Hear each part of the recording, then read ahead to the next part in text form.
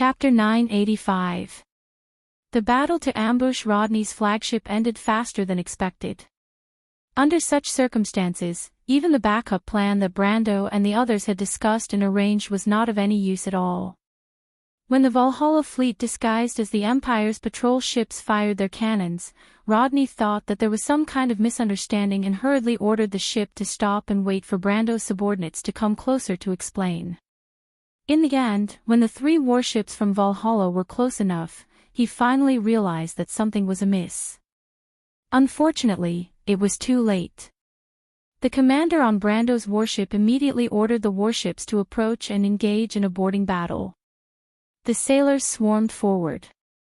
Although the Knight of the White Legion around Rodney was still prepared to put up a desperate fight, the battlefield they were good at was not in the air. Not to mention, Brando's side had the Valkyrie and the Ash Sword Saint.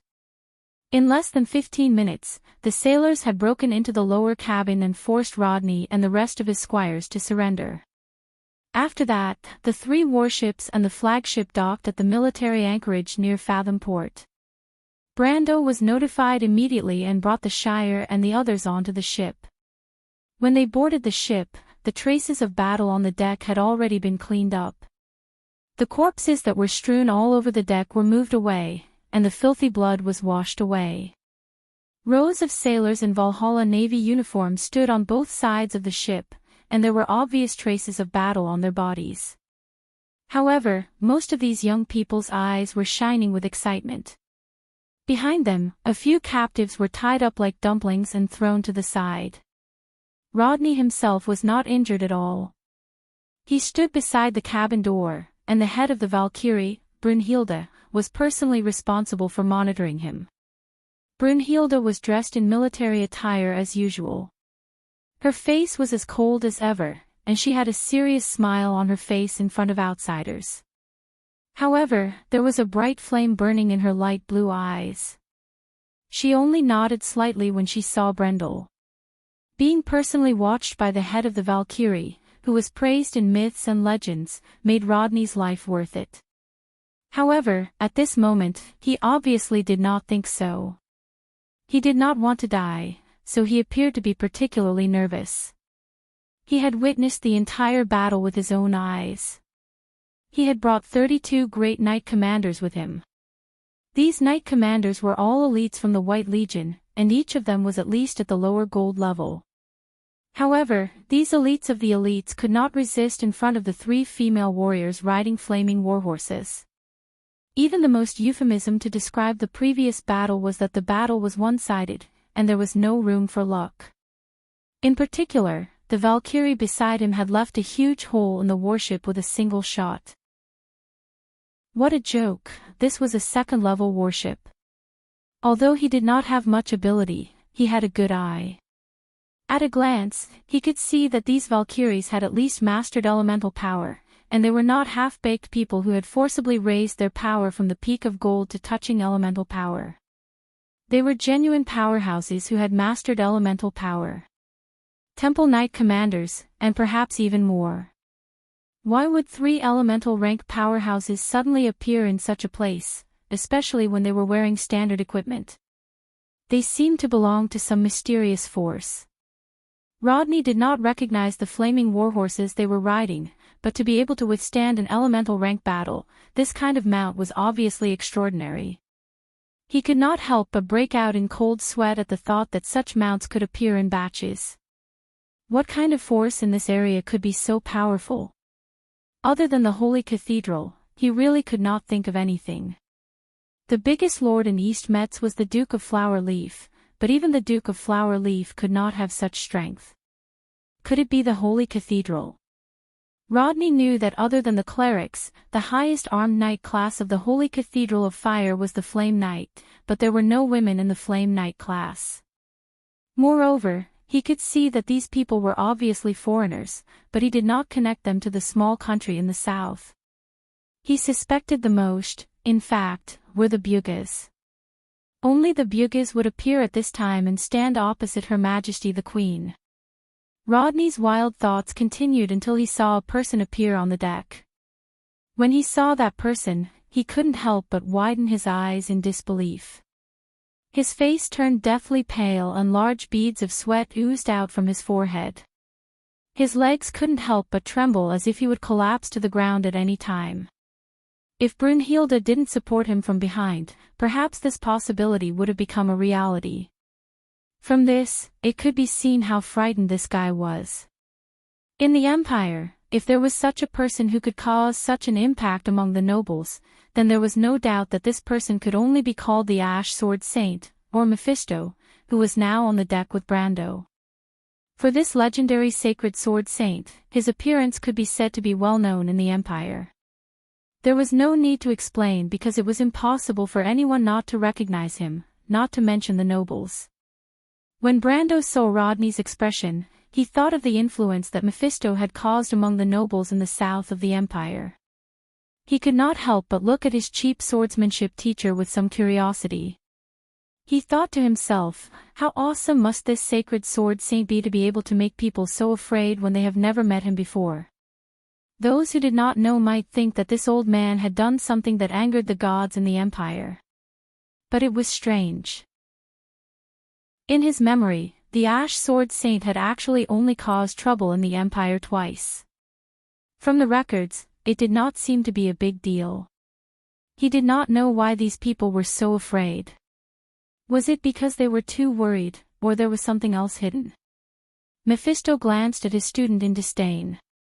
He was too lazy to answer this kind of question. Although he hated the Empire for its destruction, he would not waste his time on a villain like Rodney. Of course, he knew why Brando brought him along, and now this guy had achieved his goal. He snorted from his nose and walked to the other side of the deck with one hand on his sword. He looked out at the sea and sky outside the port. Out of sight, out of mind. On the deck, the young people from Valhalla looked at him with admiration. Brando was a little speechless. He knew that his teacher's personality was different from ordinary people. He looked at Rodney and frowned slightly. To be honest, he did not have a good impression of this guy, whether it was because of what this guy had done in history or what he was doing now. Moreover, in the previous battle, he had lost more than 30 gold-ranked knight captains. What strength did his men have? Although they were trained by the Bugis, they had not trained for more than half a year. Even if they were gifted and had the help of the mass-produced inferior dragon blood potion, it would be amazing if they could reach the peak of iron rank in less than half a year. Even with the extraordinary strength of the Valkyrie, casualties were inevitable. And these casualties were unnecessary. These were the best young people of the kingdom who should have had a bright future, but they were bleeding and dying for no reason in a foreign country. It was all because of this guy who had caused trouble for him. When he thought of this, he could not help but feel angry. He wanted to throw this guy into the sea. But fortunately, Brando did not lose his mind. He knew that this guy in front of him was at least Veronica's brother, and although he was now working for the Silver Queen, at least he had not betrayed the Empire and joined Madara. Nominally, he had not severed ties with the Arazico family. More importantly, he wanted to squeeze some value out of this guy. Thinking of this, his gaze directly skipped over this guy and landed on Marjorie behind him. This young officer from the Yanalasu Royal Navy took the initiative to be in charge of this ambush. Considering that this officer was the most experienced among all his subordinates, and that this operation couldn't fail, he agreed to the officer's request and gave him 3 ships to be in charge of commanding. Fortunately, the officer didn't disappoint him and completed the mission beautifully. Marjorie put his hand on his chest and bowed to Brando with the etiquette of a subordinate. He replied, "My lord, with the blessings of the gods, I was able to complete the mission." Brando nodded and smiled. "Well done." It was a simple sentence, but it made Marjorie feel a little excited. But then he realized that he was not in the Royal Navy, and the person in front of him was not his immediate superior. He could not help but be slightly startled. He did not know when it started, but this group of envoys had become familiar with the commanding tone of their commander. But after all, he was a naval officer, and obedience to orders had long been second nature. This thought only flashed through his mind, and he did not take it seriously. Eugenie, who was behind Brando, was keenly aware of the difference in tone between the two. She looked at Marjorie and Brando with a complicated expression. Brando glanced at the dark cabin door behind Rodney and cast a questioning look at Marjorie. The young naval officer understood tacitly and quickly replied, "My lord, the prisoner's carriage is inside." "As per your orders, I did not let anyone near the cabin." Brando nodded in satisfaction. He did not want more people to know about Vahina's identity. Some things were better left in the dark than out in the open. Besides, he knew that with Vahina's temperament, she probably did not want too many people to see her in such a state. He felt a little complicated when he thought of the high and mighty young lady he met in the loop of trade winds. He thought to himself that this was probably what fate meant. Who would have thought that their second meeting would be under such circumstances? In the dark prison, Vahina was curled up in a corner, trembling. Cold shackles were locked around her right ankle, connected to a heavy chain. She did not know what was happening outside, but she clearly heard the roar of cannons, the sound of fighting, and the violent tremors of the ship. These noises were extremely noisy at first, but it reached its peak at a certain time, and then gradually died down. The entire ship became silent. At first, she could still hear the sound of doors being kicked open, heavy objects falling to the ground, begging for mercy, and beast-like howls. But soon, even these sounds disappeared. At first, she could still feel the floor of the ship shaking slightly, but later, even the entire ship became still, as if it had fallen into a completely silent world. Vahina didn't know that it was because the ship had docked at the harbor again. She only knew that the terrifying roar of the cannons had scared her so much that she clutched her head and screamed. She couldn't wait for this hellish experience to end as soon as possible. But when everything quieted down, she missed the noise from before. The endless silence made her feel as if her heart was frozen. She didn't know what was going on outside. It was as if she had fallen into a huge unknown outside the pitch-black space. The uncertainty about the future made the Duke's daughter feel as if a giant beast was lurking in the darkness ahead, waiting for her to run into it head-on. She could hear her own heart beating powerfully in the darkness, thumping as if it was the only sound in the world. Fear made her lean tightly against the cold wall. She also tried to call out in a low voice a few times, trying to attract the attention of the guards outside the iron prison. But because of hunger and cold, her voice was as weak as a helpless lamb, and could not be heard outside the iron prison. The great uneasiness finally made her sob softly. At this moment, the sound of metal scraping against metal pierced the dark world. Vahina bounced up from the ground as if she had been pricked by a needle. There were still some tears on her face, but she widened her eyes in horror as she looked around. The sound came from outside the cabin door, and soon, a second sound was heard. Vahina could feel all the hair on her body standing on end. She listened carefully and finally heard the sound clearly. It was the sound of someone opening the lower cabin door. She might be a young lady, but she was not ignorant. She knew that in a warship like this, only the engine room door was made of metal, and it was not far from the lower cabin. Is someone coming? Or is it something else? It was as if the beast hiding in the unknown was forcing its way into her. She could feel her little heart beating faster, and soon, she heard a series of footsteps. The footsteps stopped not far from the prison, and she heard men talking. Pirates. That was the first thought that came to Vahina's mind. She knew that there were no airships in her father's territory, and even if they wanted to save her, they would not wait until the airship left the port. But who would fight the Imperial Navy in the Sublime? It could only be the pirates. She knew that the pirates had most likely won. Although she did not know who they were to be able to defeat the knight by Rodney's side, she had heard stories about them since she was young. She knew what would happen if she fell into their hands, especially a young lady like her. Vahina's face turned pale. She wished that time would stop at this moment and never move forward again, or that those boorish fellows would never notice this prison carriage. Unfortunately, things did not go as she wished. Soon, she heard the sound of the prison door opening. A creaking sound that made one's teeth ache, and a strong light shone in from outside.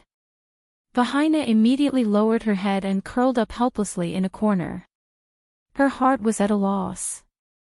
She was in complete despair. To her, this was the worst possible outcome. But there was only a fine line between heaven and hell. She heard a voice asking, "Vahina." That voice was so pleasing to the ears, like the sound of nature. This rich young miss could swear to the heavens that she had never thought that that hateful voice would be so pleasant to the ears one day. It almost made her hallucinate, thinking that she was hearing things. She trembled and raised her head in disbelief. The light that seeped into the darkness caused her beautiful pupils to contract. Under her originally dazzling and beautiful blonde hair, which was now somewhat messy, her face was filled with an illusion of surprise and ecstasy. She saw the face that should never have appeared, but now it was right in front of her, so real that it couldn't be any more real. Chapter 986. The Shire walked up the stairs of the lighthouse. When he looked up, he saw Brando and the three ladies chatting by the railing on the side of the lighthouse. The Roman lady was giggling, and Vahina had a gloomy expression on her face. She seemed to have something on her mind. Maynard was dressed in military attire. She was leaning against the railing with her back facing the sea. Her long black hair fluttered in the sea breeze. In the distance, the sea and the sky merged into one. The floating clouds were like white mountains rising and falling in the sky. The others were already used to the female knight's silent and meticulous personality. However, they did not see the little Princess Cypher who liked to join in the fun. It seemed that she had dragged the little elf to the port to go shopping. The two ladies had now become best friends with each other. Of course, they did have a common topic and hobby, which was the ability to cause trouble. My lord. Brando was wearing a black knight's trench coat. The Halran Gaia was hanging at his waist. The black rhinoceros leather scabbard was almost pointing to the ground. When he turned around, he noticed that his wizard servant had arrived. He smiled and waved his hand. You came at the right time. What do you think of the scenery here? The Shire was slightly startled. It seems that my lord likes the scenery here. Brando smiled and shook his head. He reached out his glove and patted the old and mottled outer wall of the lighthouse. Do you know the origin of this lighthouse? The Shire subconsciously looked up at the lighthouse. The old lighthouse looked old, but it was just an old lighthouse that could be seen everywhere in the sublime inland sea. He really did not know what this lighthouse meant. Fathom Harbor has a long history. However, my lord, I have never been here before. I don't know if there are any historical sites here, he replied. Brando laughed and proudly reached out his hand to the merchant lady beside him. The latter stuck out her tongue and reluctantly put a gold coin in his hand. She sighed and complained, "The Shire, you are so useless." This lighthouse is the famous Tumun Lighthouse. Brando pointed in the direction of the harbor. Fathom Harbor was built in the year of the return of the light. The founder of the harbor was the famous scholar of the cruise, Fathom Freeman. The latter was a descendant of Tumun.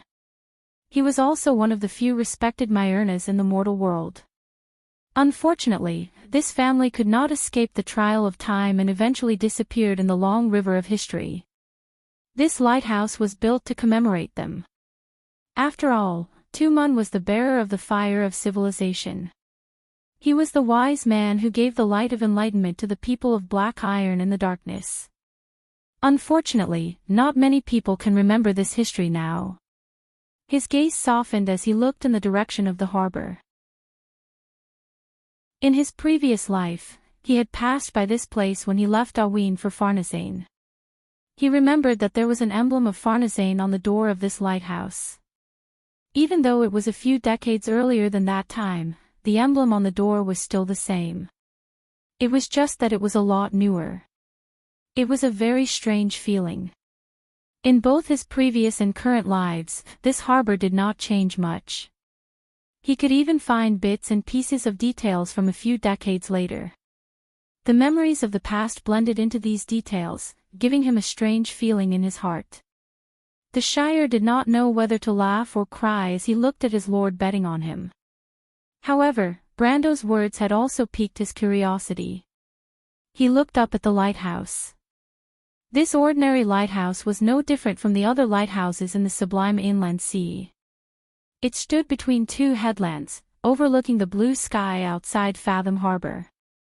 It was like a lonely old man who had been through the wind and rain, silently and wisely watching the passage of time, leaving only the mottled green and white paint on its body.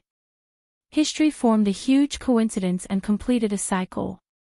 It had witnessed the decline of the last Myrnas, and now it was about to see them return to the world. So this is the origin of this lighthouse. It's actually not the original one. Vahina suddenly looked up and replied with a hint of pride. The original Tumun lighthouse was destroyed in a fire in 1914. It was rebuilt again, but the rebuilt lighthouse was damaged in the War of the Seven Moons. The one you see now is the second time it has been renovated. Brando turned to look at her, worry flashing in his dark brown eyes. After a night of rest, Vahina's complexion looked much better today. She seemed to have regained her pride as the eldest daughter of the Duke of Flowers. However, he knew that perhaps only by experiencing it himself could he understand what the past month meant to her. It was obvious that the shadow in her heart would not be so easily erased. The princess of the Duke of the Loop of Trade Winds who did not know the sorrow of the world was no longer around. "Miss Vahina, you're trying to comfort me again." Vahina suddenly turned back and glared at him, her beautiful brows furrowed deeply. "I don't want to quarrel with you, country bumpkin. I'm not as weak as you think. Also," she corrected him with a serious tone, "call me Vahina." Brando stared at her with a frown, thinking that her tough act was no different from when she was in the Loop of Trade Winds. It was just that she looked silly and cute. The Shire laughed inwardly, but he did not forget that he still had business to attend to. He quickly reported, "My lord, the interrogation is almost done." "Oh." Brendel's brows furrowed slightly as he realized what news the wizard brought. In truth, it was not difficult to pry open Rodney's mouth, but the problem was how many secrets he knew about the Queen's secrets. "What did he say?" Brendel asked. The Shire hurriedly replied, "As you expected, Rodney's main purpose is Miss Vahina. The Silver Queen hopes to use Miss Vahina and Duke Helix as hostages to force Miss Vahina's sister to submit to her. That way, she can gain control of the Duke of Flowers' territory. My sister is smart. She will never be controlled by that vicious woman." Vahina coldly interrupted, her fists trembling in anger. Brando gently patted her thin shoulder and asked, "Other than that, where did the Silver Queen's Myrna come from? What does she plan to do? What other secret forces does she have?" "Well," the Shire shrugged, "Rodney doesn't know much about that, but Her Majesty seems to be very interested in the Alkash Mountain. Her purpose of going east is not only to subdue the nobles in the northern part of the empire, but also to open up a passage to the Alkash Mountain. She still can't forget about the final battle." Brando was stunned for a moment, but he immediately saw the Duke's daughter trembling slightly. Only then did he remember that there were two main paths to the Alkash Mountain from the East Metz. One was in Ludwig, and the other was in the Duke of Flowers' territory. That. Why is the Queen so interested in that place?" Romaine blinked her dark brown eyes and asked curiously. The Shire did not dare to neglect the question of his fiancée. He quickly replied, "There are many reasons.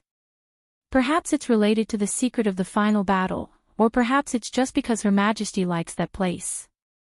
Besides, the Alkash Mountain itself is strategically located in the middle of Fanzin, St. Ossul, and Cruz.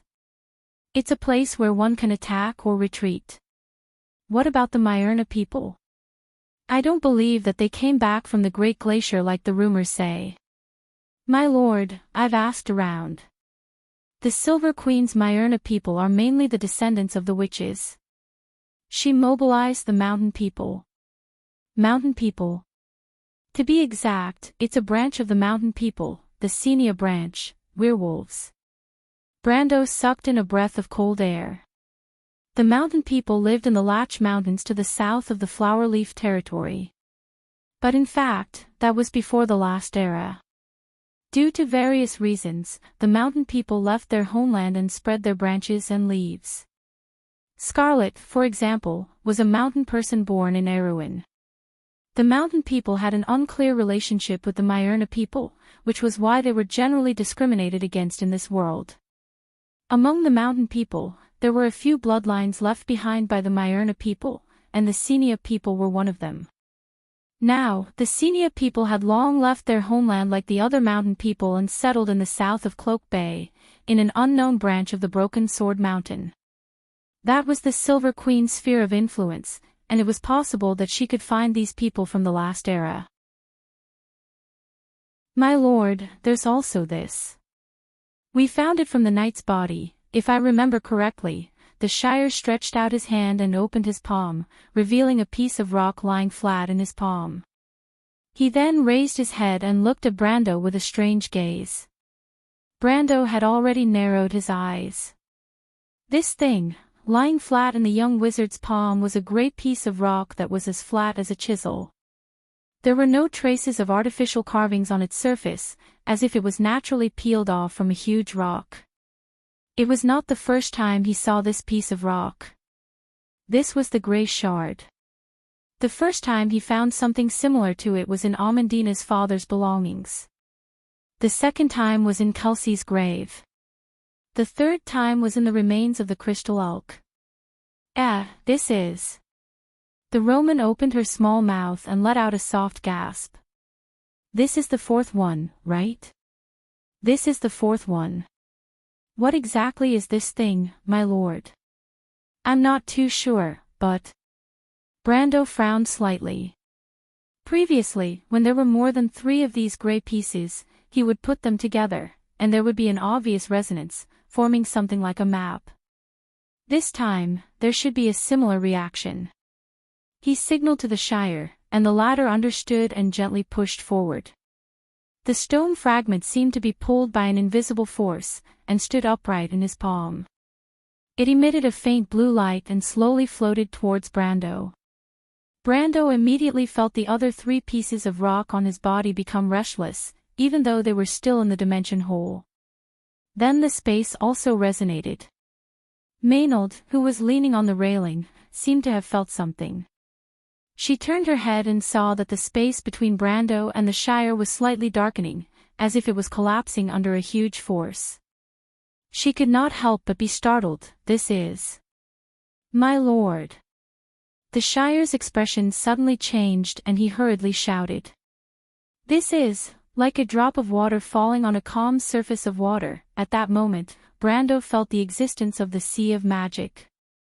The sky suddenly darkened. Above the entire sublime inland sea, from the west to the east, the entire sky was rapidly darkening. The clouds seemed to be driven by an invisible force and gathered from all directions.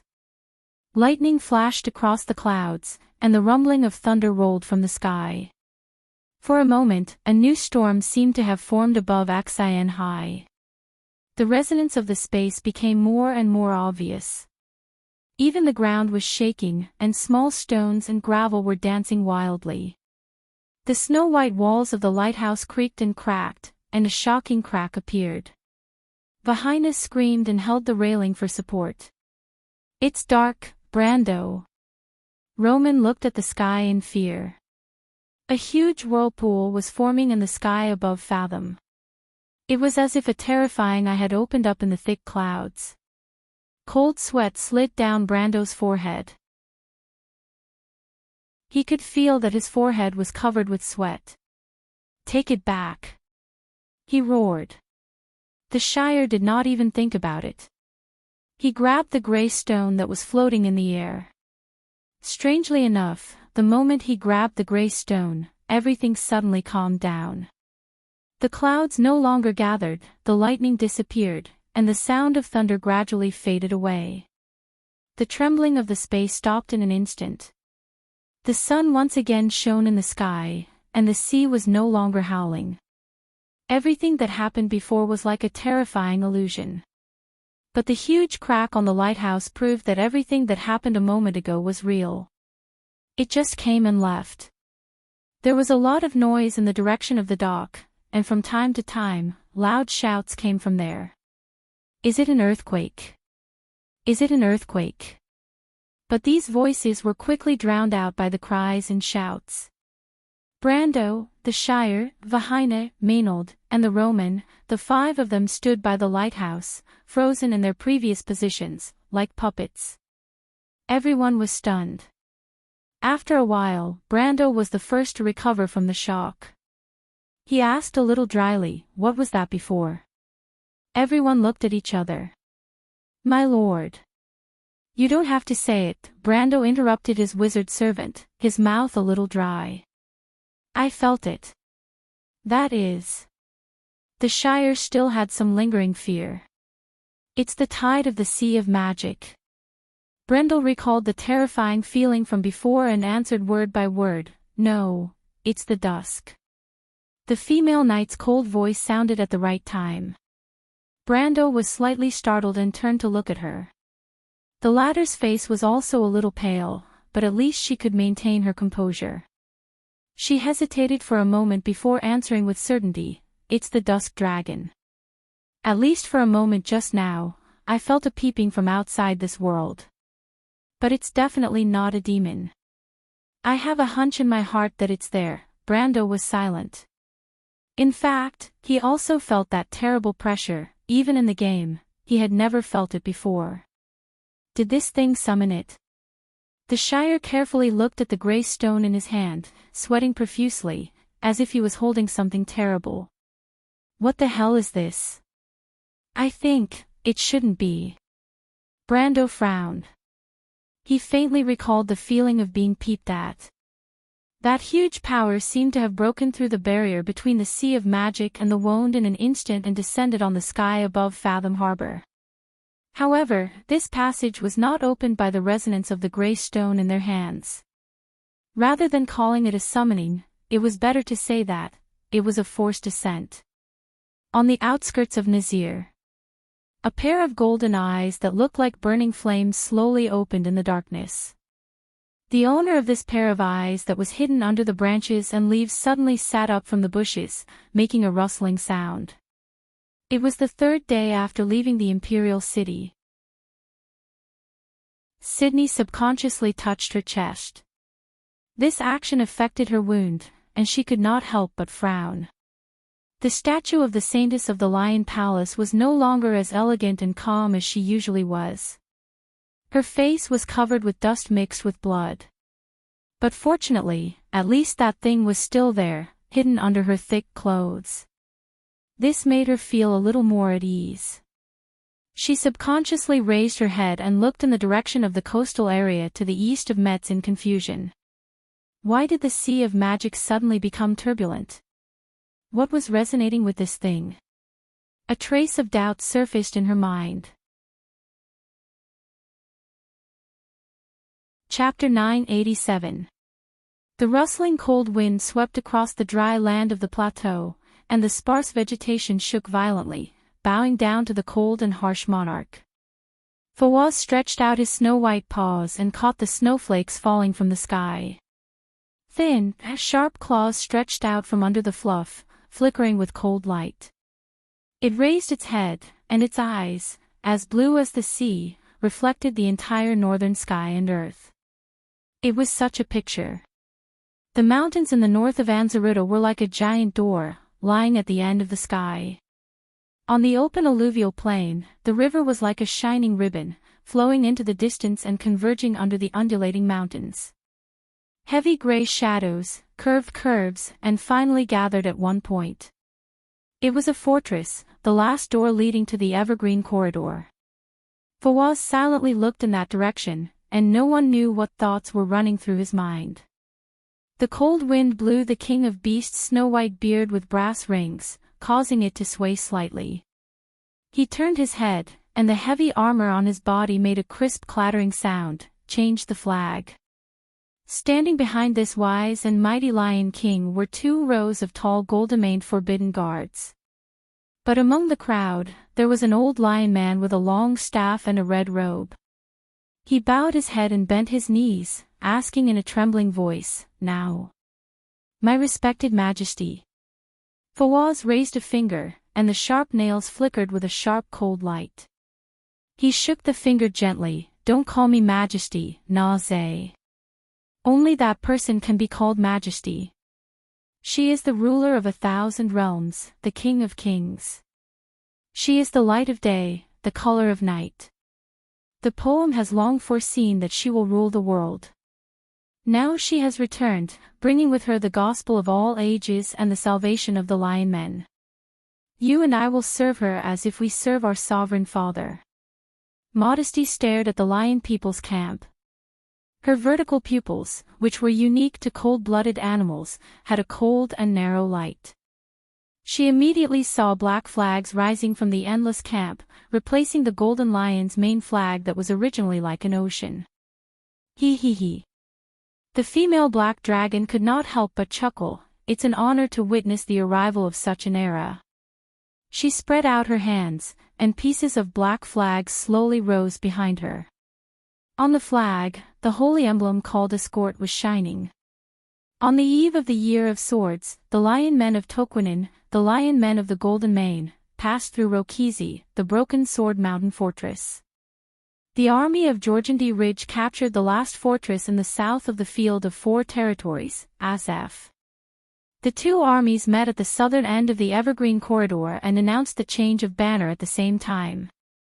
The black battle flag of the Empire, the symbol of the darkness dragon Odin, had finally returned to this land after disappearing for 1,000 years.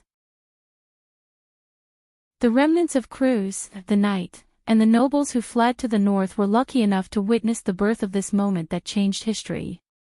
When the news was brought to the north, it was quickly discovered that the supreme queen of the empire and the temple army that belonged to her side were flying the same flag. Thus, a rumor began to spread. After 1,000 years, the sovereign of the darkness had returned. She was both the sovereign and the father. She was the light that rose from the darkness. She was the sovereign of the previous era. She had returned, bringing with her the glory and redemption of the past. She would put an end to all these lies. The whole of Wond was shaken. As if there was a tacit understanding, the Red Army and the Wind Elves stopped fighting at the same time in the wilderness of the Four Realms. But then, the elves fell into a dead silence. The Holy Cathedral of the Wind Empress did not say anything for a while. The Holy Cathedral of the Wind Empress, from the Holy See to the officiant, and from the royal court to the emperor, were collectively speechless. It was as if a terrible taboo lay in front of them, making them tremble with fear as if they were treading on thin ice. In Fanzan, the Sanners slowed down their southward advance. The nobles of the free cities looked at each other, not knowing what to do. The Holy Cathedral of Light, which had always avoided the Darkness Dragon, suddenly summoned all the regional bishops to White City and reactivated the Holy Parliament that was once abandoned after the War of the Holy Saints. But just when people were speculating that the Church was going to send troops to the south to punish the crazy Queen, the Supreme of Fanzan, His Majesty the Emperor and Pope Gloria II of the Empire, sent an edict to silence the noisy north. Order of the Silver Horse to return to the north of Alkash. All troops in the Empire are not allowed to take a step south.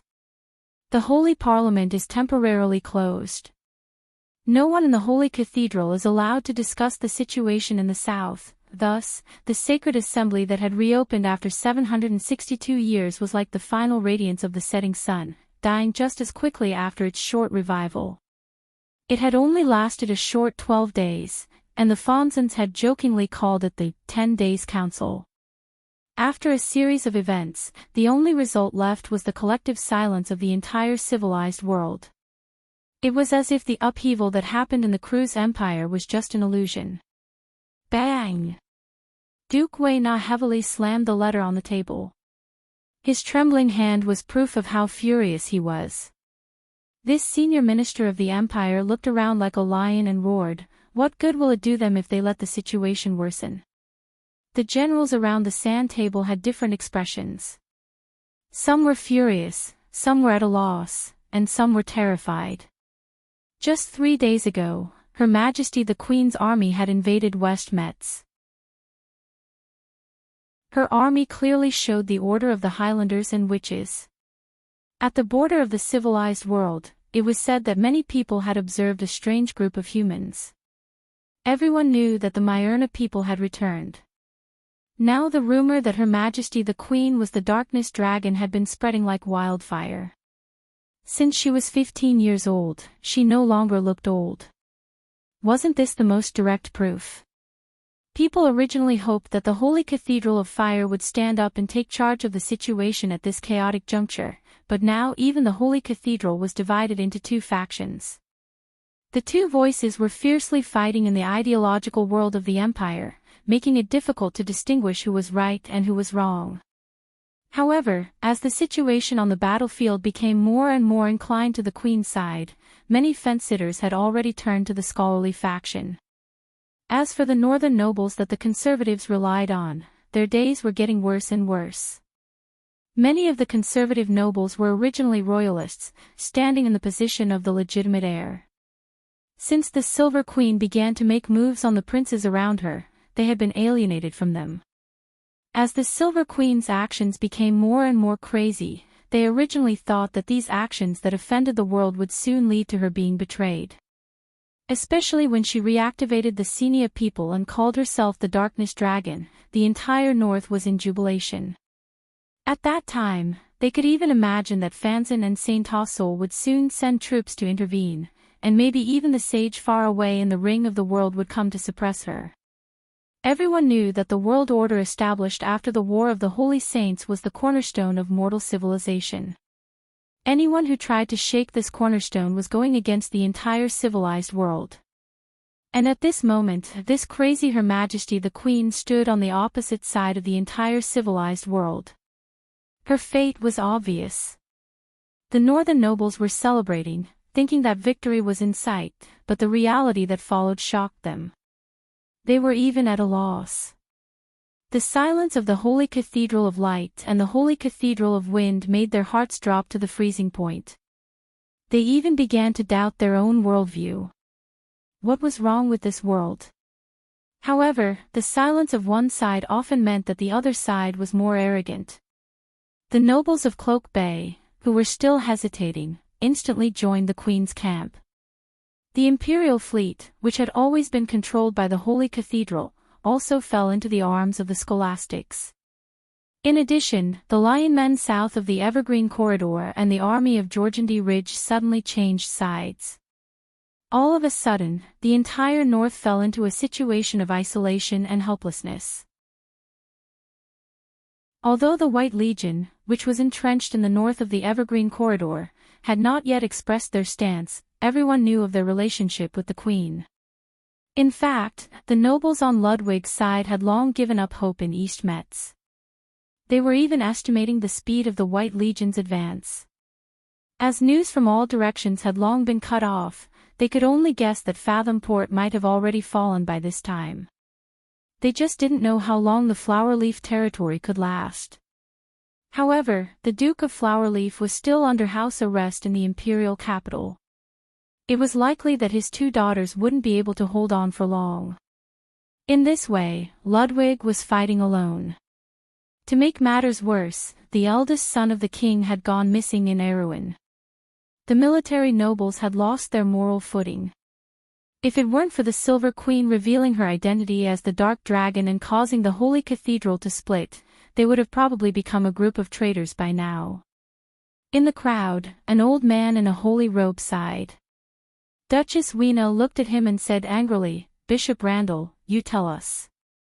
Are those damned tree sticks and northern barbarians still thinking of benefiting from the battle? Don't they understand what kind of situation they are in now? That crazy woman claims to be the Dark Dragon and intends to restore the rule of the Myrna people.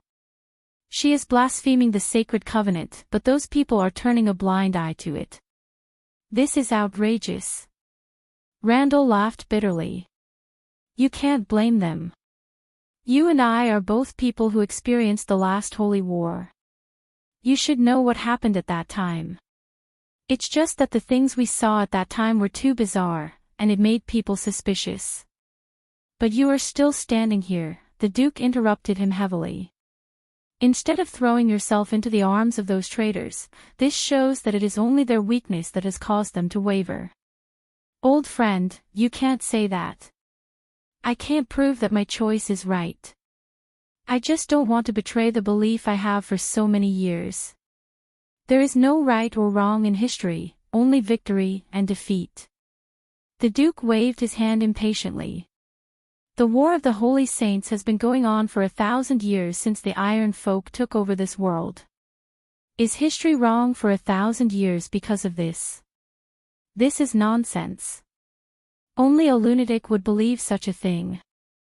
At least, I will never admit it, and I will not let that crazy woman succeed so easily. You are right, old friend. Bishop Randall sighed again. What do you plan to do now? It's very troublesome. Duke Wyna rubbed her forehead. Militarily, we are in a very disadvantageous position. That crazy woman has an endless stream of trump cards in her hands. Those messy things come out of nowhere and beat us back. There is also the Lion Army in the south, and those Earthlings. However, I am most worried about the Empire's fleet in Cloak Bay. If they head to the North Sea to block the sea route, then this war will really be impossible to continue. These words made everyone in the tent frown. This was the most realistic thing. The northern nobles, who originally controlled most of the Empire's military strength, were being beaten back by the Queen. They were about to lose the entire Westmets, and the betrayal of the Empire's fleet was a fatal blow to them. Now, most of the supplies in the north came from the sea route outside the North Sea. If the Empire's fleet headed north to block this supply route, then this war would really be impossible to continue. Duke Wyna patted the map heavily and said, I plan to ask the dragon race for help. Dragon race? This is a way. Bishop Randall's eyes shot out 2 rays of light. The dragons were also involved in that incident back then. Now that the 3 traitorous dragons have appeared on the ground with great fanfare, the dragons will definitely do something about it. At the very least, they will make Georgandy Ridge withdraw unilaterally. Otherwise, with the 3 dragons on the enemy's side, it will be too much of a threat to us. Duke Wyna nodded. This is not the key, old friend. He added calmly, the dragons are not fools. They have already made their move. They might even know about this earlier than us. As far as I know, before that crazy woman made her move, they sent an envoy to the Empire. However, that envoy did not arrive in the Empire. It can be said that he was a step late. If the time is correct, this envoy must still be in the Empire. Envoy? Bishop Randall raised his head in surprise. Why haven't I heard of this? Who is it? I got the news by accident. Because the first person that the Dragon Clan contacted was actually the eldest son of the Emperor, it can be seen that they don't trust that crazy woman. As for who exactly they sent the envoy, I don't know, but I do know that it should be a silver dragon. A silver dragon. That's a very high standard. This shows that the dragons value this envoy, Duke Wyna replied. Then we have to hurry and find this Lord Envoy. I have already arranged for people to look for him. Unfortunately, there is no clue at the moment. Perhaps the Duke's suggestion sparked Randall's thoughts. The bishop suddenly said, what about the Buga people? They have always been on the same side as the dragons. Don't they have anything to say? Duke Wyna was slightly startled. It seemed that something was on her mind. Her expression became a little strange. Speaking of these sly fellows, they did have something to say, sly fellows. Something to say. Bishop Randall did not notice his old friend's expression. What do you mean? It's like this. I suddenly remembered about the Buga people 2 days ago. Then I found out that they had withdrawn all the diplomatic personnel just before that crazy woman made her move. But... The Duke hesitated for a moment and continued, but they left me a letter. The meaning of the letter seems to be that they do not support the crazy woman's actions. They hope that we can stand our ground. We stand our ground. They are taking advantage of us. Those damn wizards want to get what they want. Everyone in the tent suddenly cursed. To put it bluntly, they just want to sit on the mountain and watch the tigers fight. The bishop frowned. But the Buga people have been around for thousands of years. They should not be so naive. Can't they see that we are no match for Her Majesty? If this continues, we will lose sooner or later. Don't forget that being isolated from the rest of the world has always been their strategy. Duke Wei Na replied faintly. Randall nodded, but he felt that it was not that simple. At this moment, a messenger opened the tent door and walked in. Duke, letter. Letter. Duke Wino was slightly startled. She looked at the letters from Fanzin and Saint Tossol in her hand and asked with a frown, whose letter is it? I don't know, sir. But the letter came from the direction of Fathom Port. Fathom Port. The Duke was startled for a while before he remembered where it was. It was not because the place was too small, but because he did not expect it. He pointed at the letter and asked, This is a letter from the White Legion. Why did they send a letter? Are they going to change sides too? His words were full of disdain and sarcasm. But the messenger shook his head honestly. No, sir. I'm afraid it is not a letter from the White Legion. The person who sent the letter is Erwin's man. Erwin's man. This time, Duke Wino was really stunned. Chapter 988. Brando looked at the grayish-brown stone on the table and was at a loss of what to do. Just 3 days ago, this inconspicuous thing almost caused a disaster. Just after the unknown pressure above Fathom Harbor disappeared, an earthquake occurred at the bottom of the sea not far from the harbor. The earthquake caused a small-scale tsunami, but fortunately, it did not cause too much chaos. Although it was very likely to be a coincidence, Brando knew that it was more likely to be caused by the previous tremors in the Sea of Magic. After all, this world was created by the elements bound by the law and the chaos of magic. It would really show the subtle changes in the Sea of Magic. But now, it was lying quietly on the walnut-wood desk. It was plain, rough, and did not have any magical reaction. No matter what method was used to examine it, there would not be any reaction unless you took out a few other pieces of it. Other than that, it was just like a normal rock on the roadside. If he had not seen its outstanding performance a few days ago, he would have thought it was just a normal rock by the roadside. If he had not seen its outstanding performance a few days ago, he would have thought so. All signs indicated that the pressure that appeared above Fathom Harbor 3 days ago was likely related to the Twilight Dragon. Although the pressure only appeared for a moment and did not appear again after that, Brando had experienced the later events of the Twilight Wolves in the game. He was very sensitive to the doomsday-like aura in the twilight. Although it was only for a moment, he was still keenly aware of the existence of this aura. Previously, when the 3 fragments resonated, they formed something similar to a broken map. But why would there be such a big reaction when the 4 fragments resonated? What was this thing? Why would it attract the attention of the existence in the chaos? Generally speaking, only the appearance of a divine artifact could cause such a big shock. Perhaps these fragments were related to a certain divine artifact. However, there were only so many famous divine artifacts in Wonde. The Scepter of Mountains and Rivers, the Blade of Supremacy, the Holy Book of White, the Glorious Holy Sword, and the Eternal Holy Spear. Brando eliminated all of them one by one. Even when the Azure Knight used the Azure Lance to pierce the heart of the Twilight Dragon, it did not cause such a big reaction, nor did it attract the arrival of the Twilight Dragon. Logically speaking, the Twilight Dragon should be more wary of the Azure Lance, shouldn't it? In other words, these 3 fragments belong to the Twilight Dragon. However, the Twilight Dragon did not have a physical body in Wound. Its body only appeared in the chaos, and it was impossible for it to leave any relics in the material world. It did not use weapons, and the Twilight Dragon did not have any famous divine weapons. Brando was puzzled. Even the knowledgeable Silver Elf Princess didn't know the origin of these stone fragments. Senior Maynard also didn't have any impression of it.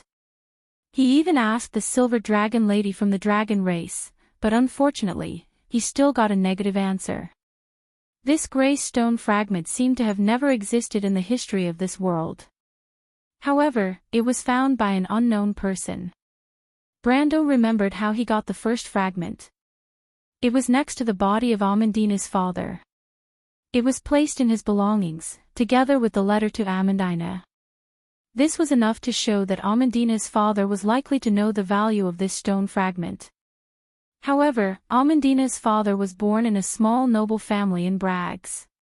His ancestors made military contributions in the war against the barbarians in the Year of the Croaking Frogs. As a result, he was titled as a knight. Later on, there were several outstanding heads of the family. When the family's status was at its highest, it was once a baron. However, when it came to Amandina's father's generation, the family had already fallen. In the background of the game, Amandina's father was an adventure enthusiast, and also a part-time archaeologist. He was out exploring all year round and rarely returned home. When he died, it just so happened that in the process of an adventure, he was killed by the golden demonic tree. The Amber Sword was a game that paid great attention to details. If you looked carefully, you could dig out the story behind many quests. However, Amandina's father was considered ordinary in the huge background of the game, and could not even be considered detailed.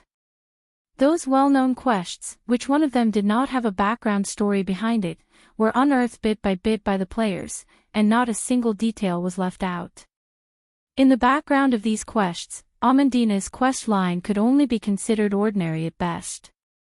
Even in the game, Amandina's own storyline was much more detailed than her father's. After all, she was one of the main NPCs in Erwin's later game. But it was this person who was evaluated as ordinary by all the players, now that he was connected to this fragment that was very likely to be related to the Twilight Dragon in some way, and he did not casually put this fragment in his belongings. Amandina's father was very likely to have realized the value of this fragment. This was strange. How did he recognize it? Brando himself had the experience of 2 lives, and as a player, he had traveled extensively in the game, and boasted that he was knowledgeable, and compared to the average person in this world, he knew more about some of the ancient documents. The little Silver Elf Princess Metisha had experienced the War of the Holy Saints, and was a witness of that great history. She had a wealth of knowledge and experience. Senior Maynard's experience in the game was not inferior to his, except for the fact that she was slightly shorter than him in the game. She was even better than him in the game, unlike him who could only be considered knowledgeable after transmigrating to this world. She was famous for being a moving database in the game. In addition to the Silver Dragon Lady from the Dragon Clan, the Merchant Lady who had inherited the Witch Queen's knowledge, and one of the 4 sages who had left not long ago, the Wind Empress Saint Hassel, none of them could recognize the value of this inconspicuous fragment. But Amandina's father had recognized it. Brando couldn't help but deeply suspect the identity of Amandina's father.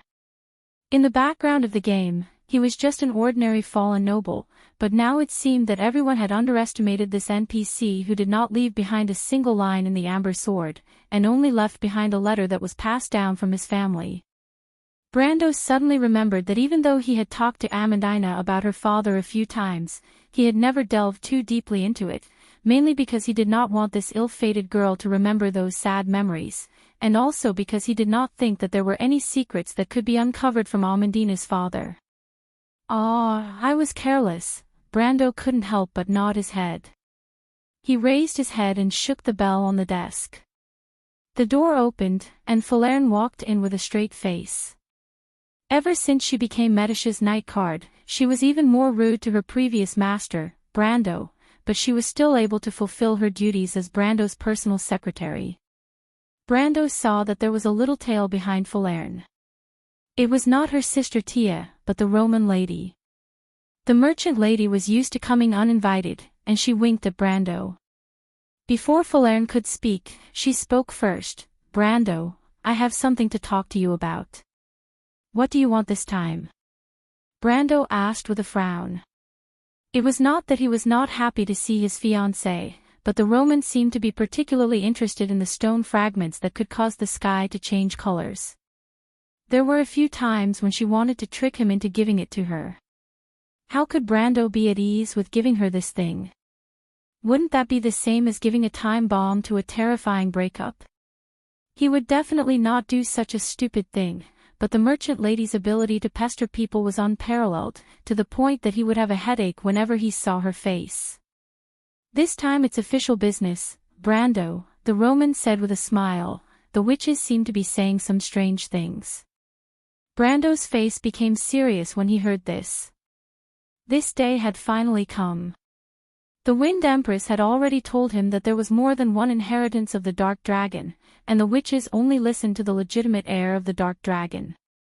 However, there was still a huge disagreement in the witches' kingdom about who was the legitimate heir. The witches in Erwin's territory were more inclined to Brando's side. One should never underestimate the witches' influence in Erwin's territory. In the game, Erwin had another name, which was known as the Kingdom of Witches. Although Erwin was small, there were several important witches in its territory. For example, the legitimate heir of the Dead Moon Branch, Iphyro, the legitimate heir of the Dead Moon Branch, Sugarpot, the legitimate heir of the Dead Moon Branch, and the successor of the Dead Moon Branch, Supreme Witch Micaiah, who was also the little lowly Brando met in Shallow Water Town. In addition to the legendary Witch of the Harp Moon, there were 4 legitimate inheritances of the witch branches in this small kingdom. The strength of the witches in this kingdom was evident. Moreover, these 4 witches' inheritances were not ordinary inheritances. Almost all of them had the highest status in the Kingdom of Witches. Among them, the witches of the Dead Moon were the guardians of the kingdom's law. Their status was second only to the Witch Queen and the Witch of the 13th Moon, the Black Moon, which only existed in myths. The witches of the Dead Moon were known as rebellious witches. The ideology of this inheritance was often contrary to other witches, and could be said to be deviant. However, there were often shocking experts in this inheritance. For example, Micaiah, who later became the Supreme Witch, and her teacher, False Queen Aska. As for the witches of the Harp Moon, the most mysterious prophet, Brando once suspected that they were likely to be his Roman aunt. This inheritance was not famous in history, but it was very famous in the Kingdom of Witches because they were the earliest followers of the Dark Dragon. Finally, there were the witches of the Dead Moon. Brando witnessed the Battle of Sugarpot with his own eyes. This witch's inheritance was already the worst in Erwin's territory. Not to mention, Brando later found that the Witch Queen's inheritance was still in Erwin. In fact, he even suspected that the inheritance of the 4 witches in Erwin was most likely arranged for the Witch Queen's inheritance. In this life, Brando obtained the Dark Dragon's inheritance relatively early. In addition to his previous performance, the voices of the witches in Erwin's territory had the upper hand in the Kingdom of Witches. Because of this, many witches from other countries even came from afar to seek refuge with Brando's forces. Some of the witches he later accepted came from Fanzin and even the edge of the Great Glacier. For example, the bloodlines of those remote inheritances. However, the voices of the witches in Erwin's territory had the upper hand, but it did not mean that there were no other voices. In fact, when Brando's power was at its peak, most of the forces in the Kingdom of Witches were still conservative. After all, the Dark Dragon's inheritance was divided into several parts, and Brando only obtained one part of it. In addition to the conservative forces, the biggest voice of opposition came from the witches in Cruz's territory. These witches had obviously followed the Silver Queen long ago, and they obviously believed that the person they followed was the true Orthodox. But before this, the conflicts between the witches were still lurking under the surface. However, it could only be regarded as a turbulent undercurrent. On the surface, at least, they had not fallen out with each other. But this superficial peace only lasted until the Silver Queen revealed her true identity. Just a few days ago, Brando had heard about the Jorgandi Ridge's army and the Lion Men's army changing flags. 1,000 years after the War of the Holy Saints, the flag of the Myurnas was once again flying on the earth. This incident had obviously given the witches in Cruz a shot in the arm. Moreover, there were various signs that indicated that the Silver Queen was likely to be the true Orthodox Dark Dragon. First of all, this queen held at least 2 inheritances in her hands, and there might be more. Even the current Brando was only on par with her. But the key was that the Silver Queen obtained Odin's inheritance from the battlefield of the final battle.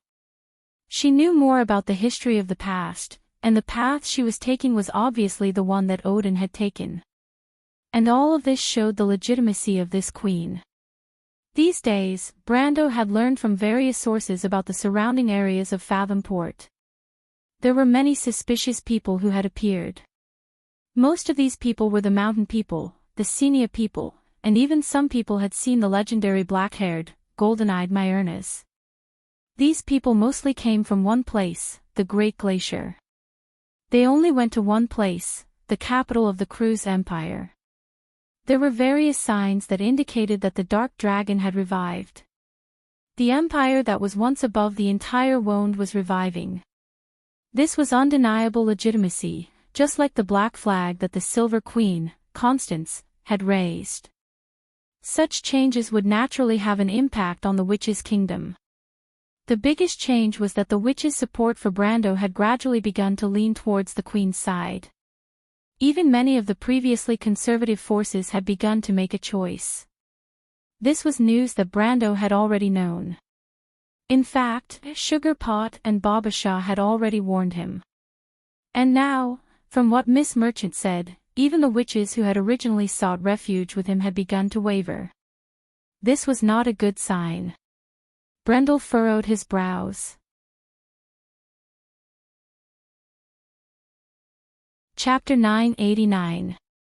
Roman was usually not very interested in the affairs of the witches and rarely bothered to deal with them. However, she had the former Witch Queen's contracted spirit, White Mist, by her side. White Mist believed that Romaine was the successor chosen by the Witch Queen, and that she was the person who would be in charge of the entire Witch Kingdom in the future. As for the Witch Queen, in her opinion, she was just a usurper who held the seal. In fact, there was nothing wrong with this statement. In history, after the Witch Queen died, there was no designated successor. The power of the witches was safeguarded by her maid when she was alive, and she became the regent in name. After the First Era, even the word regent was rarely mentioned, and the title of Witch Queen was directly used. However, the witches had a long history, and there were many witches in the Bunasan Kingdom who knew about this. Since this was the case, White Mist certainly could not allow the power of the witches to fall. However, Romaine's interests were all in business, and she could not persuade her, so she had to do it herself. As a contracted spirit who had lived for thousands of years, she actually did the same thing when she was by the Witch Queen's side. Now that she was facing these juniors, she was naturally familiar with it. With her unique background, she quickly subdued Baba Shah and her people, and planted a series of spies among the witches who were under Brando's banner. In this way, as soon as there was an unstable factor among the witches, White Mist got hold of the news and woke Roman up. Although Romaine never cared about her subordinates in name, she knew the importance of these witches to Brando, so she put down her own matters and rushed over, which led to her meeting with Falerne. According to White Mist's information, the main cause of the change in the witches' camp was Anwen and her Witches of the Moon of Cup. She and the Witches of the Moon of Sword were introduced by Baba Shah to join Brando's banner, and could be considered as the earliest batch of witches to join Valhalla. Brando listened to Roman's description and thought of the two women. He could not help but frown deeper. He originally thought that the witches were just playing tricks, but the problem was more serious than he imagined. Even the witches who joined him first had other ideas, not to mention the fence-sitters who joined later. White Mist also specifically mentioned Anwen's background. The Witches of the Moon of Sword were mainly active in the north of Erewhon.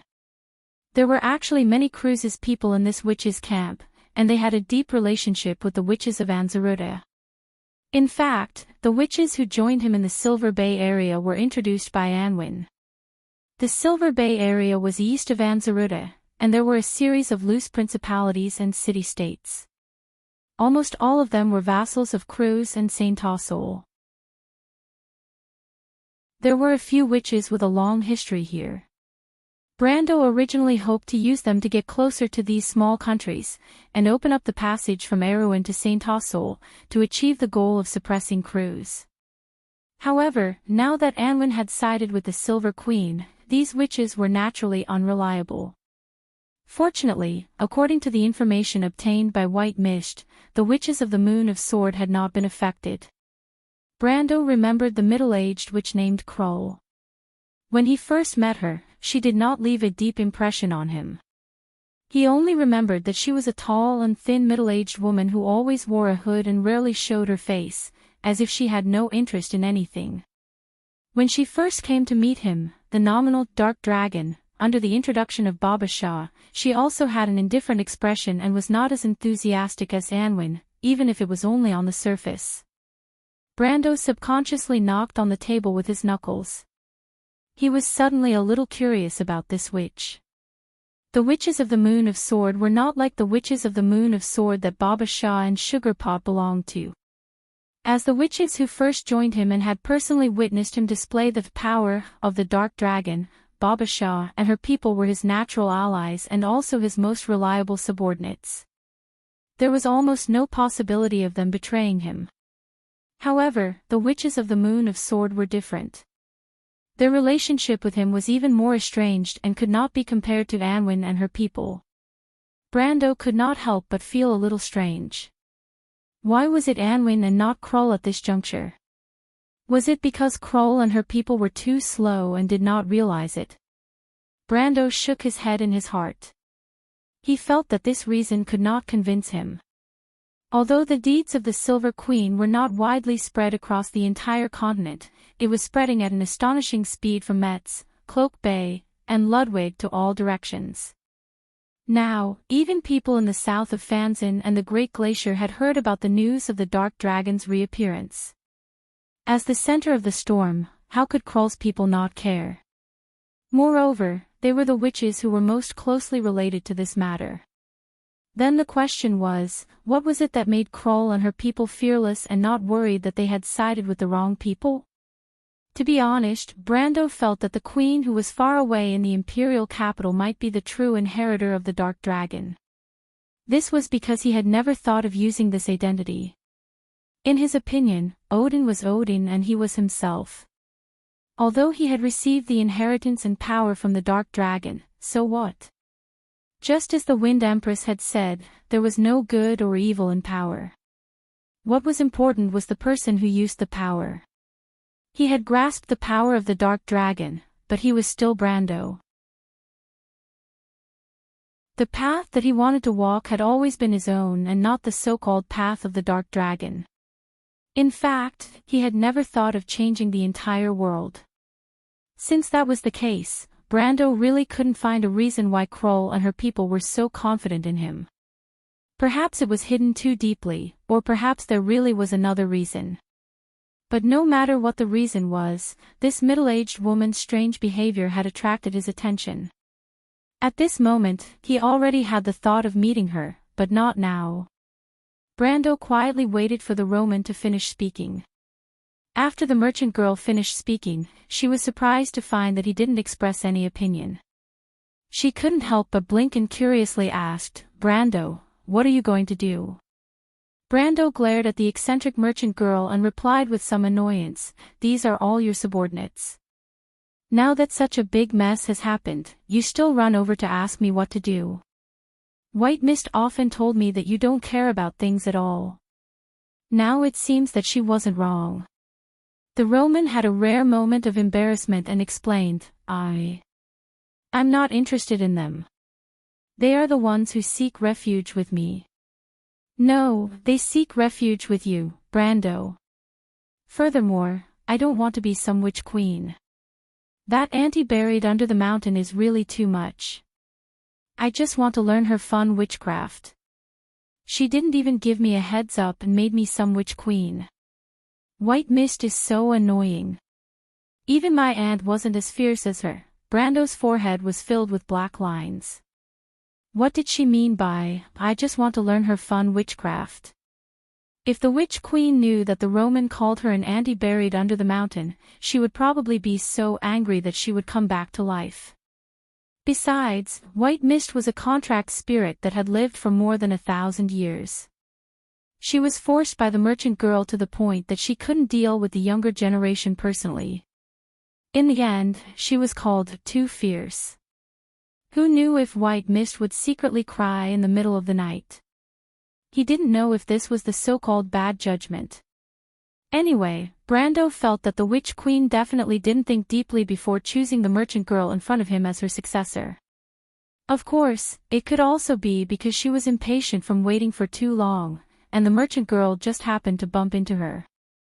Of course, Brando forced himself to take back this ridiculous idea. He broke out in cold sweat and said to the merchant girl, forget it. I know. It's not your fault. Don't worry about the witches. I have my own arrangements. You can contact your old customers without worry." Hearing that Brando wasn't going to hold her responsible, the Roman couldn't help but feel a little happy. She quickly replied with an "oh" and obediently stood back. At least there was one good thing about her, which was that she trusted Brando completely. Although Brando never said how he was going to deal with this matter, in the Roman's heart, as long as Brando agreed, then there wouldn't be any problems. She originally thought that she had gotten into trouble again and was a little flustered. She was afraid that Brando would find trouble with her, but now that she had escaped a disaster, the merchant girl couldn't help but be exultant. She didn't seem to be worried about the current situation at all. As for Brando asking her to contact the old customers of Abes in the Empire, this was actually her job. She knew that Brando was secretly contacting the nobles in the Northern Empire. Long before the outbreak of the Holy War, there were many merchants in the Empire who had trade relations with Erewhon. Originally, Erewhon and Cruz had an important sea route on the Shining Sea. After Brando made a name for himself in Abes, this sea route became busier and busier. It even surpassed the #1 commercial port in the Southern Territory before and after the Battle of Ampere Seal. During that time, although the Empire and Erewhon had always been in conflict, the trade with Abes had never stopped. Roman had also made friends with many big merchants in the Empire through her outstanding performance in the business field. Otherwise, she wouldn't have specially invited the Silver Queen to join the diplomatic team. Although Brando had always been suspicious of this so-called invitation, but later, with the disappearance of the eldest son, the internal situation in the Empire became increasingly tense. Brando's dealings with the merchants of the Empire, especially Ludwig and Metz, were shrouded in a layer of thick political color. After all, in this era, it was usually said that big merchants and big nobles were not separated. The output of the manor owner was usually achieved through business. Therefore, many business tycoons had the shadow of nobles behind them, or were nobles themselves. For example, Brando was the Lord of Abes and also the actual manager of the Seven Seas Merchant Guild in Abes. Roman was just his fiancée's proxy. In fact, such a combination wasn't rare in all parts of the continent. The nobles either did business themselves or through agents. Therefore, the trade between countries often had deep political undertones. The simple business dealings in the early stages of Ferber Hill's development were a rare phenomenon. After the disappearance of the eldest son, Brando, Veronica, and Mangrove, the head of the Black Legion, had actually formed an alliance. Veronica mainly wandered around the imperial capital, seeking supporters in the center of power. Mangrove operated Ludwig as the model and banner of the military nobles.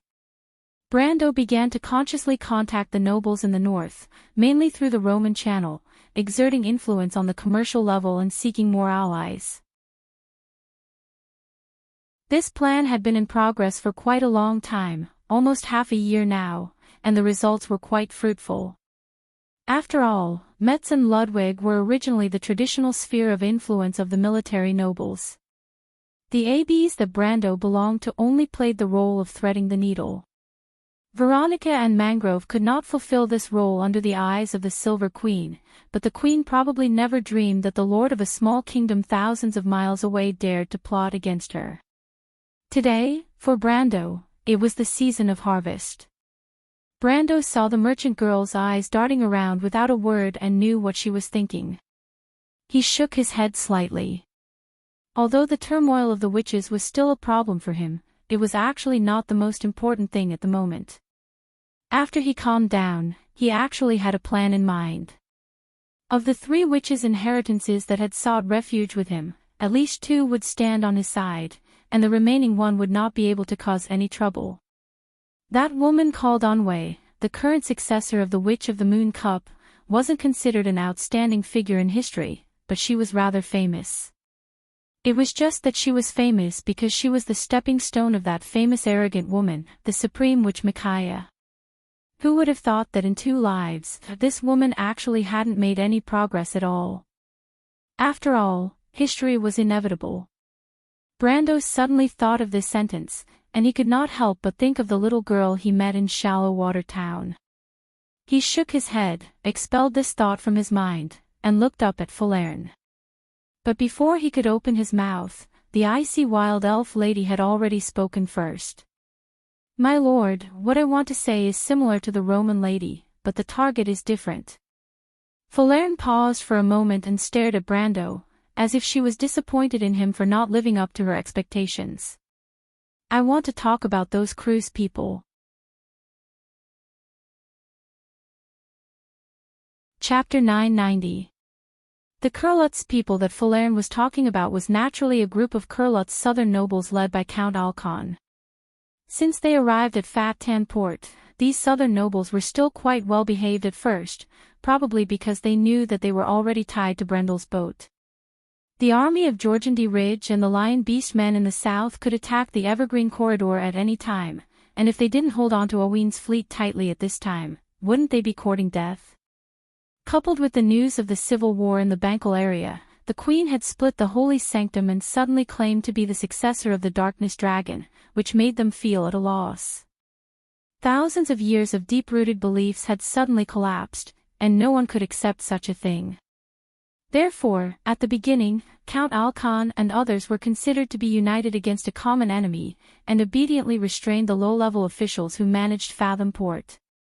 On the other hand, they actively contacted the northern nobles, trying to find an alliance to resist the crazy queen. However, as the situation of the war took a turn for the worse, the nobles east of Metz could not resist the queen's army at all, and they were defeated one after another. It seemed that almost in an instant, the army of the new Holy Sanctum had arrived at the door of Ludwig. Although they had not yet fought with the Black Legion, they already had a great advantage in the situation. Coupled with Veronica's house arrest, the Azure Legion was slow to respond to the uprising of the northern nobles. So soon, people could often see the remnants of the defeated nobles on the front line of Fathom. Various versions of the rumors also spread. First, the nobles of Cloak Bay defected, then a few unfamiliar armies suddenly appeared under Her Majesty the Queen. Today, the Senia werewolves attacked Motahabi Castle, and tomorrow, the mountain people swore their allegiance. There were even rumors that even the Azure Lance was in the hands of Her Majesty the Queen. All signs showed that the strength of the Empire's Empress was increasing day by day at a speed visible to the naked eye. It was as if the Silver Queen, who was alone at the beginning, had occupied 1/3 of the empire's sphere of influence in the blink of an eye. At this time, the new holy sanctum was already a behemoth that could not be ignored, even suffocating. As a result, the southern nobles, who were not firm enough, began to waver. However, this wavering was only spread among the lower class until the sudden change in allegiance of the Lion people and the army of Jorgundy Ridge gave them a fatal blow. In fact, Count Alcorn and the others did not have any real feelings about the civil war in the north. Because Brando had tightly sealed off the port, the first-hand news they received was almost all from rumors. These rumors could make people panic, but it was hard to say how real they would be. However, these nobles' fear of the Lion men and Jorgundy Ridge's army, especially Jorgundy Ridge's army, was deeply rooted. They had witnessed how the army destroyed their homes, drove them out of their own land, and made them live in exile like refugees. They even had to live under someone else's roof. If it were not for Jorgundy Ridge's army constantly threatening the Evergreen Corridor in the east, why would they be trapped here? But at this moment, the Lion men and underground lords had clearly expressed their support for the Dark Dragon, and the situation became a little delicate. Who was the Dark Dragon now? She was no longer the Myrna Emperor from 1,000 years ago. She was also the Silver Queen, a citizen of Cruz. Although the nobles cared about their beliefs, they ultimately cared more about their identity as citizens of the empire. This was the guarantee of their status and the source of their pride. Survival was the most important thing, but status and power were also what they pursued. Before this, they couldn't have their cake and eat it too. But as the situation changed, the nobles who fled from the south suddenly realized that the answers to these two choices seemed to be gradually merging into one. What should they do if they wanted to keep their lives and status? At least for now, surrendering to Her Majesty was the only possibility. No matter what, she was at least the Emperor of Cruz. Although she had divided the Holy Sanctum, she could still be considered as the legitimate ruler. Subtle changes quickly occurred in the hearts of these fugitive nobles. Even the upper-class nobles, including Earl Alcorn, began to gradually lean towards the side of surrendering. At this moment, Brando's disadvantage as a citizen of Erewhon was particularly highlighted. Before this, he could still ask these nobles in the name of their beliefs. The Holy Cathedral of Fire was a religion that transcended countries and had been deeply rooted for thousands of years.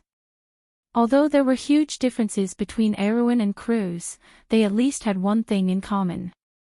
That was, they had the same beliefs.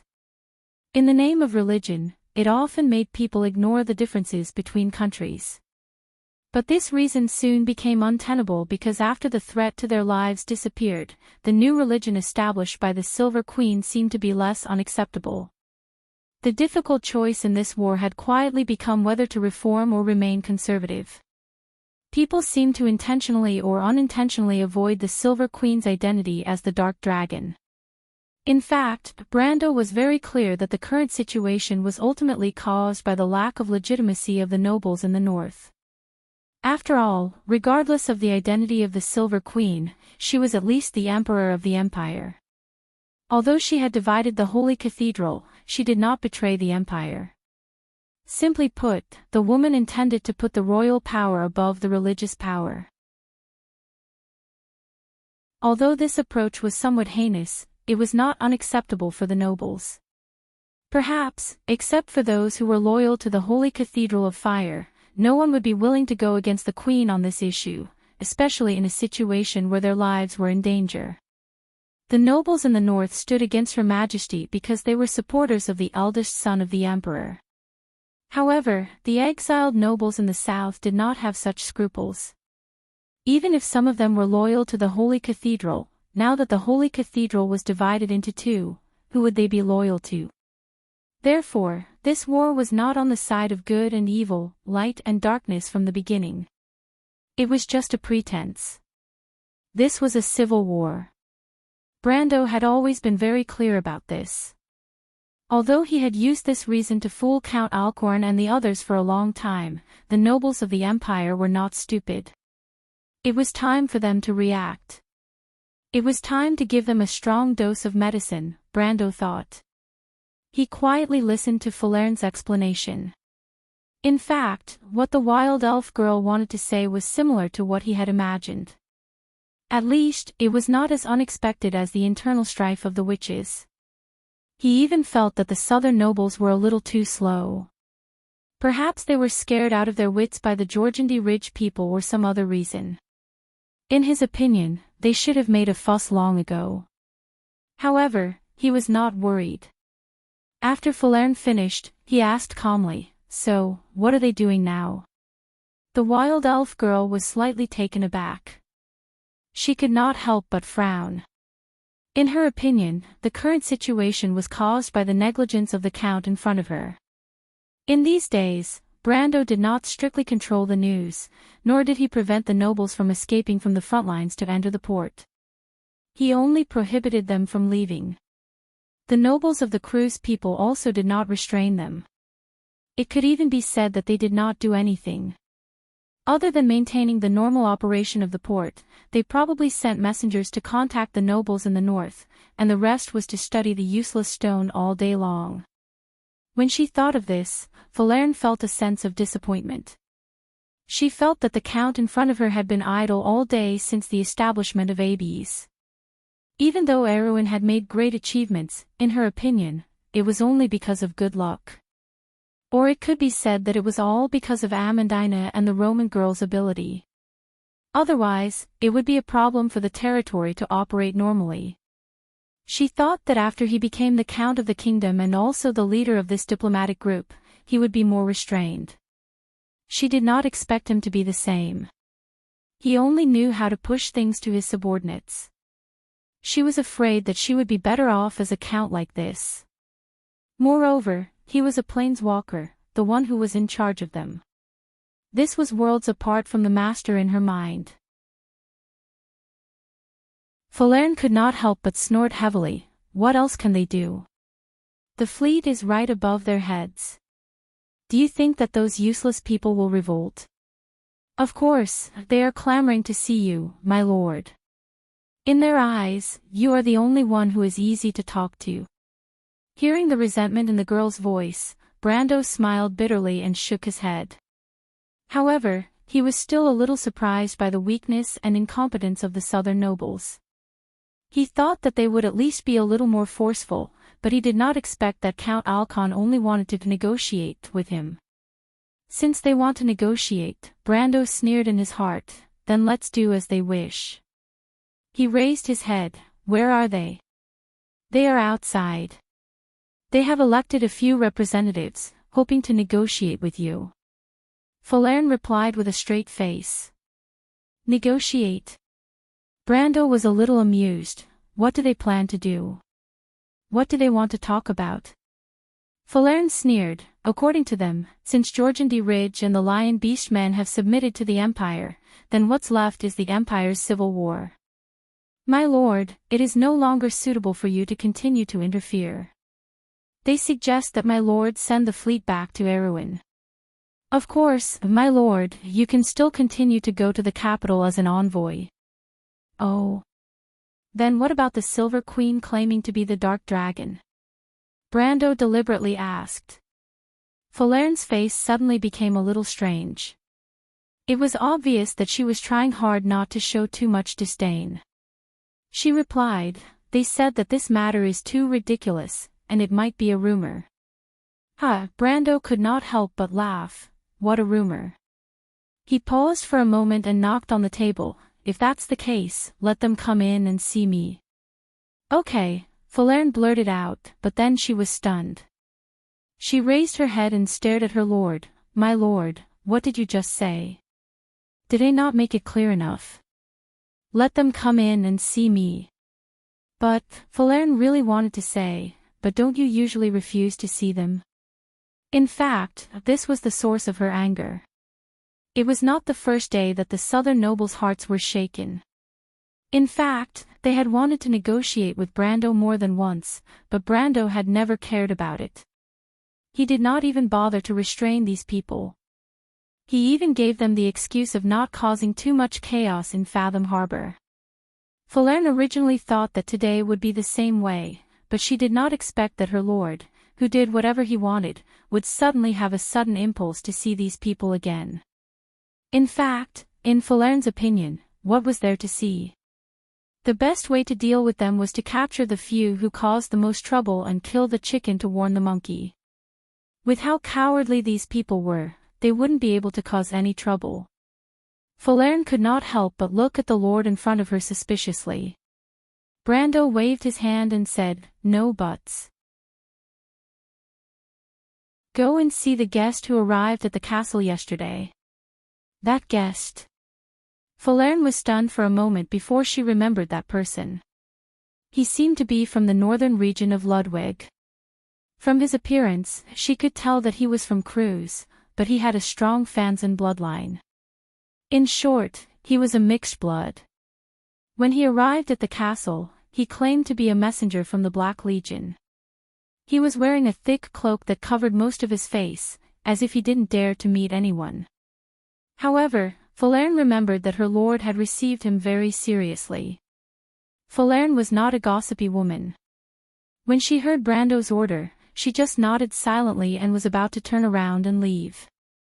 However, at this time, Brando called her again. "Wait," Brando said, "I called you in just now, not specifically for you to deal with these nobles." "What do you mean?" Falerne turned around and asked. Brando knocked on his forehead and seemed to think for a moment before replying, "Just right, I can do two things at the same time. Contact the county and tell him to come to me immediately.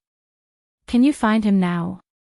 Tell him that I want to see Amandina, now, immediately." Falerne nodded silently. AB's territory, Valhalla Fortress. "Miss Shido, Your Highness the Crown Prince." Amandina saw the Crown Prince and Miss Scholar coming out of the hall and stood up to bow. Behind the Crown Prince were the youths of the Folded Sword Knight who were under house arrest a few months ago. There were more than 10 people in the group, all of them fully armed and ready to fight. These young nobles of Cruz seemed to have calmed down after a few months of tempering. But perhaps it was because they were used to staying in Valhalla. These proud youths of the Empire did not need to condescend to the lord of a small place. But for a lord like Brando who owned a fantasy fortress like Valhalla, they might not really see him as a mere Count of Erewhon. In fact, after a few months of getting along, they at least had a general understanding of Brando's strength. Even if it was only on the surface, it was enough to make people respect him. Even those powerful counts in the Empire might not be able to match up to such a small Count of Erewhon. Along with this, they also respected Brando's assistant, or rather assistant, Amandina. But that was it. Even in front of the real royal family of Erewhon, it would be difficult for these youths to show such a respectful attitude. After all, it was just the royal family of a small kingdom. Small countries like Erewhon had many vassal states on the border of the empire. But the crown prince himself, Lenoret, was still the same as a few months ago. He seemed a little taciturn and rarely talked to outsiders. In response to Amandina's salute, he just nodded slightly. He frowned slightly, as if he was thinking about some difficult problem at any time.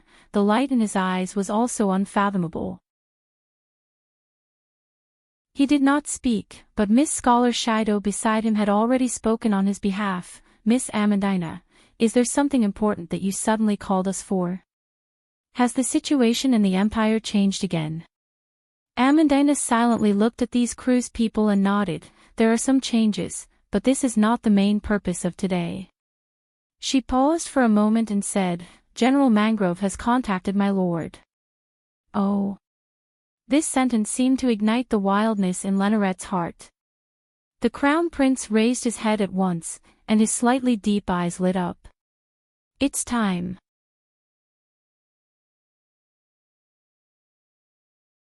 Chapter 991. The crystal ball seemed to be suspended in the darkness, and the flowing light reflected half of the woman's thin face. Her cheeks were deeply sunken, and her face was pale like a ghost. The woman pursed her lips tightly, and her terrifyingly thin lips seemed to be cut open by a knife on her dry skin. The shadow of the embroidered hood covered her eyes, and her sunken eyes emitted a faint light like a cat's in the darkness. She was expressionless. Soon, another face appeared in the darkness opposite her. It was also a woman's face, but it was a plump woman's face. The woman slowly walked out of the darkness with a sweet smile on her face. She squinted her eyes and greeted with a smile, "I'm sorry, but I'm sorry, but I'm sorry. Long time no see, Kroll." Only a sparkling crystal ball was left between the two of them, emitting a strange brilliance.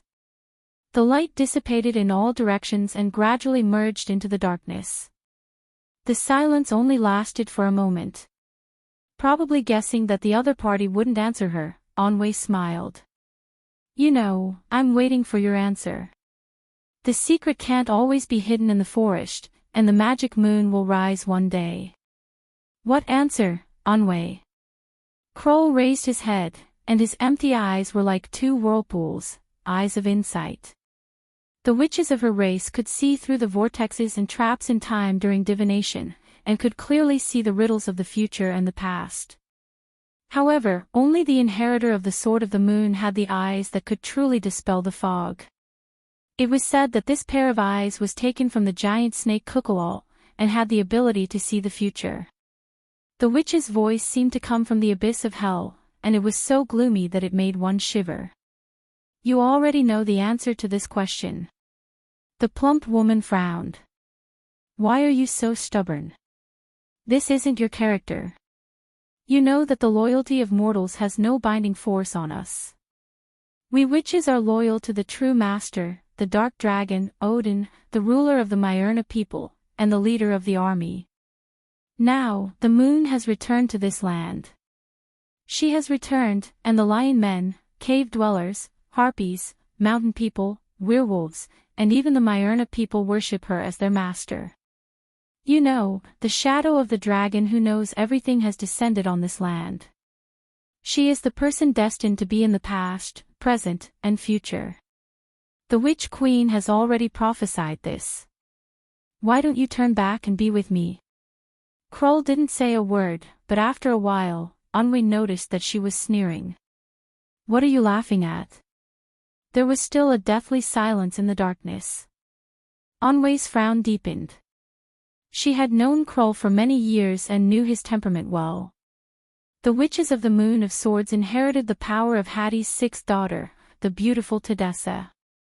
The beautiful Tedessa grasped the domain of peace and communication. Therefore, the witches of the Moon of Swords were also known as the Witches of Darkness.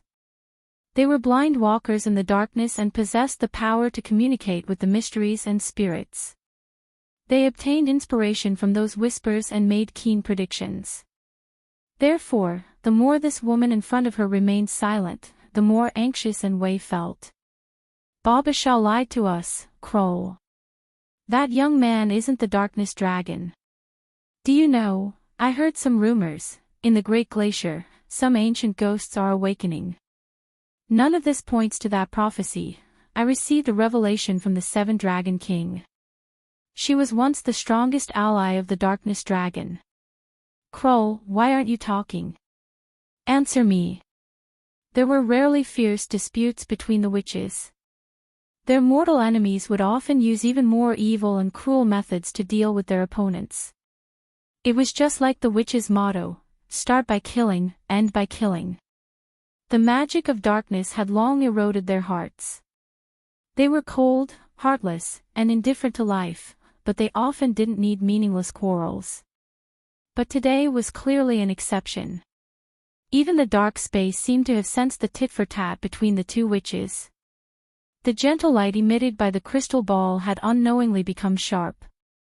Kroll's complexion appeared even paler under the dazzling white light. Her lips moved. "Leave, Anwei. Fate has already been decided. You chose to stay." Anwei sucked in a breath of cold air. "I thought you were just waiting for an opportunity." She still wanted to say something, but her voice had already become distorted. The crystal ball floating in midair seemed to have suddenly extracted the surrounding time and space. Even the flowing light was bent, forming a vortex that sucked in the darkness from all directions. Anwei revealed an expression of shock and anger. Her face was extremely distorted under such a strange situation.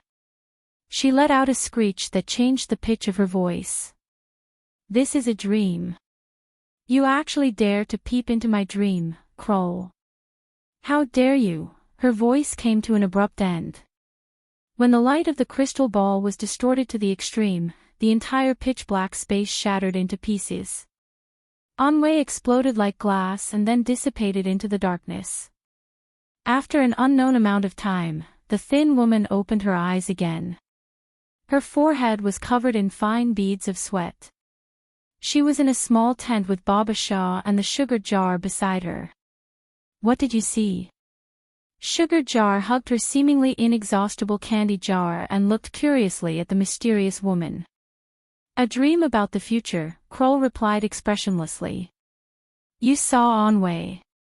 Hee, that fat woman must be furious." Sugar Jar laughed. "But I'm a little curious. Kroll, you have the eyes of insight. What exactly did you see and why did you choose to stand on our side?" "That's naturally because Sir is the true darkness dragon." Baba Shah at the side had a look of reverence. "Lady Kroll is the most outstanding prophet among the witches. Even she stands on Sir's side. This means that fate has already made a choice." "That's not necessarily true, Baba Shah." Sugar Jar didn't seem to mind that her subordinates didn't agree with her view at all. She said with a smile, "I heard that the most outstanding prophets among the witches are the witches from the Moon of Harp and the Moon of Heresy. The witches from the Moon of Harp control the power of Ekka's third daughter, Misha, and are in charge of the power of prophecy and charm. The witches of fate are the favorites of fate. The witches from the Moon of Heresy are believers of Timmy's. Their power has the true ability of insight. Compared to the dark witches who have mastered communication, they are probably even better in the path of prophecy.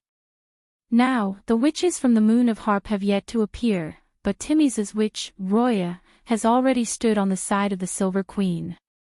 From this, it can be seen that it's hard to say whether our Sir is the Darkness Dragon or not. At least I don't think he's the Darkness Dragon. But he's more interesting. I like him more. I don't want to be on the side of that old woman." As a witch from a branch family, Baba Shah naturally didn't understand the inheritance of the witches as well as Sugar Jar. When she heard the words of her own family's inheritor, she became a little worried for a while. Previously, she had discovered Brando's potential and introduced this young man to Sugar Jar and Kuril. But if Brando wasn't the Darkness Dragon, wouldn't she have committed a grave mistake? As for the disrespectful words about the Darkness Dragon from Sugar Jar's mouth, this old witch pretended not to hear them. Kuril, on the other hand, didn't seem to hear the conversation between the two generations of witches. He just sat there silently like a piece of rotten wood. Sugar Jar noticed her attitude and was a little dissatisfied. "Kuril, you haven't answered my question." Kuril glanced at the little girl and was silent for a moment before answering. "Anwei is the maid of the Witch King." "I already knew this." Sugar Jar had a disapproving look. "What kind of answer is this?" Kuril paused for a moment. "She's in Erewhon." Although she didn't say who Ashit was, Sugar Jar seemed to understand and jumped up like a cat whose tail was stepped on. "What?" "I met her a few years ago.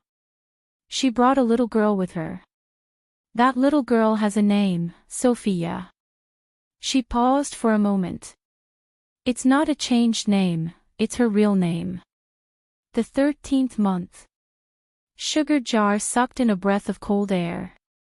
16. The tower, the lost moon took away the light. The hall was filled with buzzing sounds. The crowd was clearly divided into two sides. The two sides had been confronting each other in the hall for a long time. One side was well-dressed. They were the crew's nobles who had been exiled from the south. The other side was wearing sky-blue battle robes and the standard armor of the White Lion Legion. They were the Erewhon people who came with the fleet. To be exact, they were the Erewhon soldiers. Although the nobles enjoyed the advantage of status, the weapons in the hands of the young soldiers of Erewhon didn't seem inferior in the slightest. It was enough to make these people stop obediently. They only dared to glare or curse in a low voice. "Ask your lord to come out. This is the territory of the Cruise people. It's not a place where you Erewhon people can behave atrociously. How long does he plan to deceive us? This is the war of the Cruise people. You are not welcome here." Such noises came in waves. It looked like a scene often seen in the noble parliament of Cruise or Erewhon.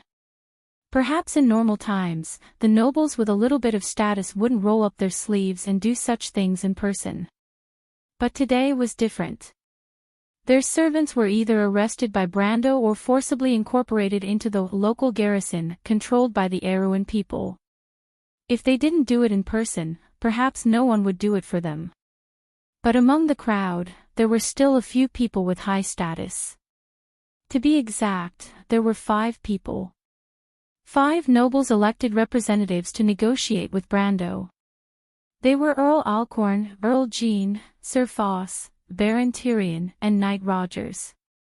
Of course, the internal court Knight Rogers was only chosen to make up the numbers. These internal court knights were usually closer to Brando's group, so the nobles hoped that they could play a more important role at this time. At least, they could represent the nobles of Cruise to say a few words of justice in front of these damn Erewhon people.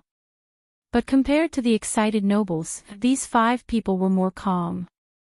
Earl Alcorn and his colleagues looked at each other. Looking at the scene in front of them, their faces didn't look too optimistic. Compared to these nobles who basically didn't have any dealings with Brando, they knew the young lord's temper better. Although he seemed to not care about anything and was easier to talk to, they knew that his personality was probably much tougher than everyone imagined. Besides, they should have been driven away by these guards. Now in this port, although they were still nominally managers, almost all the troops in the port were under the control of Erewhon people. In fact, they were just a group of puppets with no right to speak at all. But today, the other party was indifferent, as if he was letting them do whatever they wanted. Whether it was Earl Alcorn or the other nobles, they faintly smelled the scent of a conspiracy. But at this moment, they were already in a difficult situation. Except for Knight Rogers, who was forcibly dragged here and could still look on coldly, the other nobles' foreheads were faintly sweating. Although the other nobles next to them were enthusiastic, the 4 noble representatives in the middle had been staring at the door on the 2nd floor of the hall. They knew that if Brando wanted to send a message, it would be difficult for someone to come out from there soon. Sure enough. With a click, the door was pushed open. The sound of the door opening seemed to be a signal, and the whole hall was silent. Everyone subconsciously raised their heads, and countless eyes gathered on the door.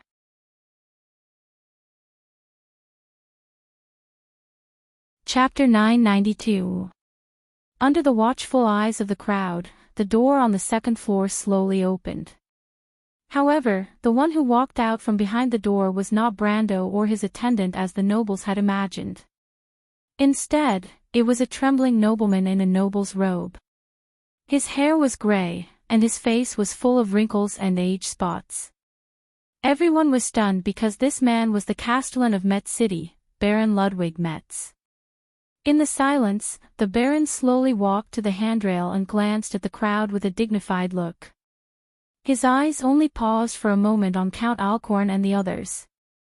Then, he said, "I welcome all of you to my territory as guests. I have also heard about what happened in the south. I am deeply sorry for that. But, why have all of you gathered in my castle today?" There was dead silence. The nobles downstairs couldn't help but look at each other. They thought that this old man was under house arrest. Why would he suddenly appear in this place? Could it be that he was pressured to speak, and the other party wanted to use this opportunity to force them to leave? This method was too hateful. For a moment, there was silence downstairs. Everyone wanted to wait for the nobles to speak, but Count Alcorn and the other four did not speak for a long time. Finally, an impatient noble stood up and said, "Lord Baron, please ask Erewhon's Count Abies to come out. We are here to look for him. The leader of Erewhon's diplomatic group is my distinguished guest." "Why are you looking for him?" the Baron asked. "Oh no." Count Alcorn's heart sank. The feeling of a conspiracy in his heart became more and more obvious. He looked back and saw that the people around him had the same expression. However, at this time, it was too late for him to stop his men from speaking. The noble who spoke at the beginning replied loudly, "Lord Baron, you don't have to worry about the threat of the person behind you. We are here today to ask him to come out and clean up the situation. Now that the situation is clear, Erewhon's people wouldn't want to occupy your port, would they?" "Shut up." Baron Metz's face suddenly sank. His voice was so cold that it was like a layer of frost. The people downstairs felt a chill in their hearts. Of course, this did not mean that Baron Metz's status was the highest among them. It was just that he was the owner of this place and had the geographical advantage. Naturally, he had the upper hand. "I am the Castellan of Fathom Port. Naturally, I am in charge of everything here. You are my guests, Erewhon's diplomatic group is also my guests. I hope that all of you will not cause trouble here to ruin the image of the Empire's nobles." These words left everyone dumbfounded and unable to find a reason to refute. Of course, logically speaking, there was no flaw in these words, but everyone knew that Ludwig Metz was no longer a city lord and was at most a puppet. However, these words couldn't be said in public. For a moment, the expressions of all the nobles were incomparably strange, as though they were constipated. Sure enough, Count Alcorn's face sank. He had already expected that Brando would not be so easy to talk to. Now that he had slapped him in the face, it was within his expectations. He did not know why, but he felt relieved. The fact that Brando let Baron Metz out meant that there was still room for negotiation in his heart. At least, he did not intend to make things too awkward. He then frowned again.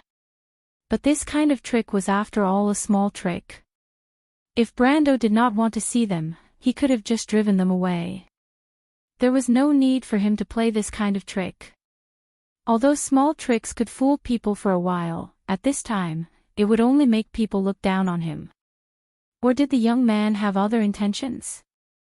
But no matter what, Baron Metz's words had blocked the room for others to speak. Count Alcorn knew that he had to speak up. He pondered for a moment, then raised his head and said, "Mr. Baron, no matter what, being trapped here is not a solution. We can't stay here forever. We have to come up with a solution. Right now, the situation in the Empire is chaotic. His Majesty and the rebels are fighting in the area of Zweig. Jorgendy Ridge and Lord Lyon's army have been summoned by our Emperor and changed sides. Now, the White Legion has entered Geta Harbor, which is only 3 days away from Fathon. If we don't make a decision, we might be seen as part of the rebels." As soon as Count Alcorn finished speaking, he suddenly realized that something was wrong. He suddenly remembered that Baron Metz was Duke Rena's vassal. Now that the Duke was clearly on the side of the military nobles, wouldn't the former's position be self-evident? Sure enough, before he could change his words, Baron Metz interrupted him lightly. "I agree with most of what you said, Count Alcorn, but I have reservations about some of them. Constance colluded with the evil dragon to kill her father to ascend the throne. She also tried to attack the princes in an attempt to overthrow the empire. I doubt that such a vicious woman can still be called His Majesty the Emperor of the Empire." This sentence was like a heavy bomb falling into the water, immediately stirring up thousands of waves.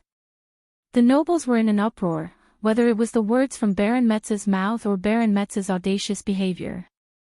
But this time, Count Alcorn was not in the mood to restrain his men. He felt sweat on his forehead. He did not expect the Baron, who was as old as an old dog, to be so fierce. As soon as he opened his mouth, he forced his men into a desperate situation.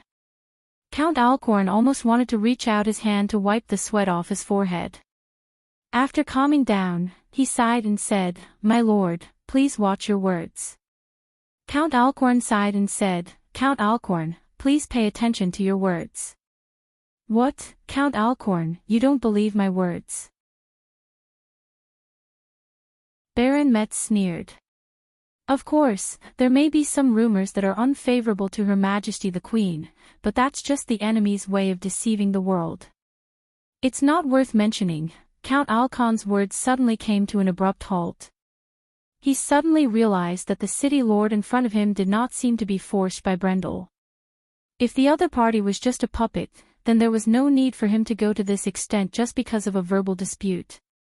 He suddenly thought of a terrible possibility. The cold sweat on his forehead could no longer be stopped. He suddenly raised his head and looked at Baron Metz. He realized that he might have been fooled. "Count Alcorn, it seems that you intend to stand on the opposite side of the Empire." "I." Even though Count Alcorn's position in the Empire was slightly higher than Baron Metz's, he could not speak at this moment. At this time, the others in the hall saw that the situation was not right. For a moment, they chose to keep quiet to protect themselves. Even Count Jean, who was next to Count Alcorn, was cautious and did not say a word. Roger raised his head. From the corner of his eyes, he saw that the corners of the second floor of the hall were already filled with heavily armored knights. The battle robes on these knights were clearly the style of the Cruz Empire. Obviously, they were not the army of Erwin. The internal knight raised his eyebrows and immediately lowered his head. He did not say anything. Count Alcorn finally wiped his sweat and asked, "Mr. Baron, what do you mean by this?" "That's what I mean." A man's voice sounded from behind Baron Metz. All the nobles present saw Baron Metz respectfully step back and let the man come to the front. In fact, Count Alcorn did not even need to see the man's face. Just by hearing his voice, his face had already changed. He raised his head in disbelief, and sure enough, he saw that handsome, cold face appear in his field of vision. At this moment, Count Alcorn's expression was extremely strange, but fortunately, no one could laugh at his ridiculous expression because the dozens of faces in the hall were surprisingly the same. When they saw the young man appear from behind Baron Metz, many people even let out a slight gasp. Your Royal Highness. Why, is it strange to see me?" Prince Lenoret's face was cold. "Or is it because you received my obituary in advance and now suspect that I'm a fake?" "No. I wouldn't dare." "Well, then I want to tell you a piece of news. My mother has harmed all for one, and now they are colluding with the Myrnas to subvert the Empire and persecute my brothers and sisters. I now ask all the nobles of the entire Empire to listen to my call and join the army to save the Empire from its collapse." Lenoret didn't seem to be informing them of the news, but more like giving an order. He didn't even need to get any approval. It was as if he was simply stating his position. "Do you understand?" Count Alcorn was still pondering over the word, but the eldest prince didn't seem to need their answer at all. He directly pointed with his finger, "Count Alcorn, Count Jean, and my internal knight, come up to see me. The rest of you, disperse." Will these people be obedient? Just as the eldest prince was showing his power, Roman, Brando, and Falern were actually standing in the hall on the second floor, watching the farce not far away, and the merchant girl asked curiously. Brando shook his head silently. "That's the Cruz people's business." He paused and added, "There are many forces within the Empire. In fact, the Silver Queen only controls the nobles of Cloak Bay, which means that only the White Legion and a part of the Imperial Navy are truly loyal to her. Even the Red Legion has to be greatly discounted. Otherwise, the Wind Elves have stopped fighting for a few weeks, and they didn't have the slightest reaction in the Four-Leaf Clover Plains. As for the rest of the mountain people and Senia, they are all ethnic minorities within the empire. Since they are called ethnic minorities, as the name implies, there won't be too many people, and even fewer troops. Compared with the several main legions of the empire, they are not worth mentioning at all. The remaining witches and Myrnas are not even a fraction of the total. The empire is a huge monster, and these forces may be strong in the hands of a lord, but in the empire, they are nothing. At least, they can't determine the strength of the empire. I understand now, Romain said in realization. The reason why the nobles of Ludwig keep retreating is because they're all in a state of disunity. They're all fighting for themselves and have their own plans.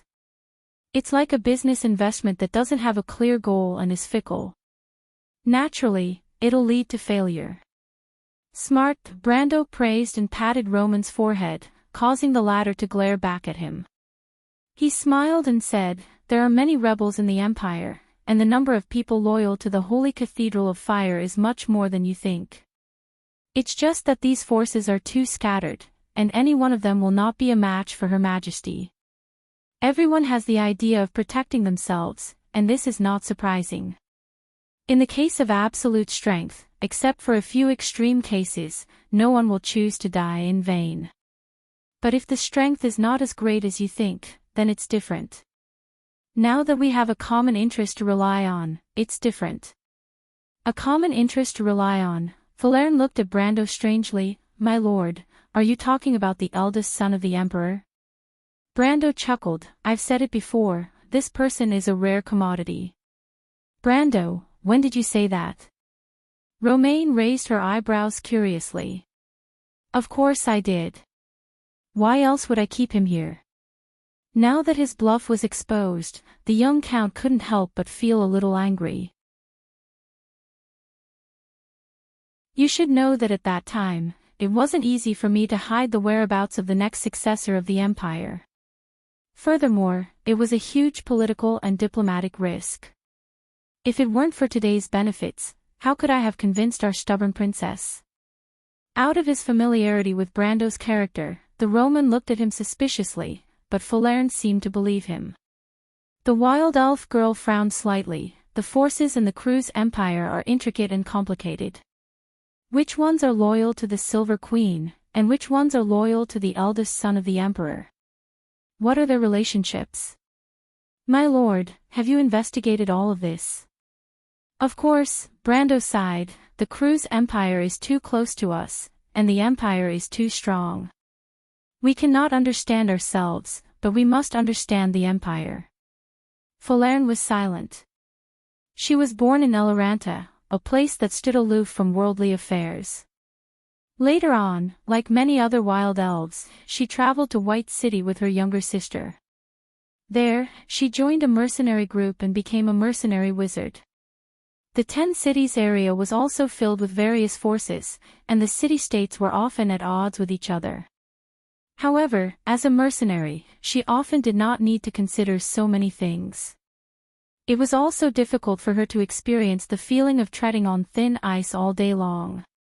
It was only at this moment that she seemed to have a new understanding of the young lord beside her. She could not help but frown and look at the latter with a very complicated expression. Unfortunately, Brando didn't notice the expression of his private secretary at all. At this moment, he thought of Erwin, Abes, and the vast black forest. One day, Erwin would no longer need to rely on the breath of others to survive. At that time, Erwin would also have a vast territory and powerful strength. Erwin's people would no longer need to guess the thoughts of others to live. They would also be fierce lions, standing proudly on this land. Perhaps only at that time, the wishes of the eldest princess and the Valkyrie would be fulfilled. Brando suddenly remembered the princess and the Valkyrie in the game. They were very different from the Griffin and Freya of today. The environment and suffering had changed them, but today's Erwin no longer needed that princess and the Valkyrie. Because Erwin no longer needed people, its people cried silently for it. When he came back to his senses, the conversation in the hall was coming to an end. "What did you see, Falern?" Brando suddenly turned around and asked. Falerne was slightly startled, as if she had just woken up from something. She blushed and hurriedly shook her head. What did you see? Count Alcon didn't come here voluntarily. He is the leader of the nobles. If he didn't have the intention to encourage these people, what does that mean? Brando sneered. I was a little curious. I thought that the nobles in Lone Port had been taught a deep enough lesson. They shouldn't have forgotten the pain so quickly. Now that I think about it, I shouldn't have missed anything. It's just that there's another reason behind it. Falerne frowned slightly. If she still couldn't understand the hidden meaning in her lord's words, then her position as the lord's secretary would be in vain. My lord, are you saying that someone is instigating these nobles behind their backs? Who is it? I didn't know, Brando replied coldly, but unfortunately, some people were too anxious and exposed their foxtail. Exposed their foxtail, the Roman chuckled. This description is very appropriate.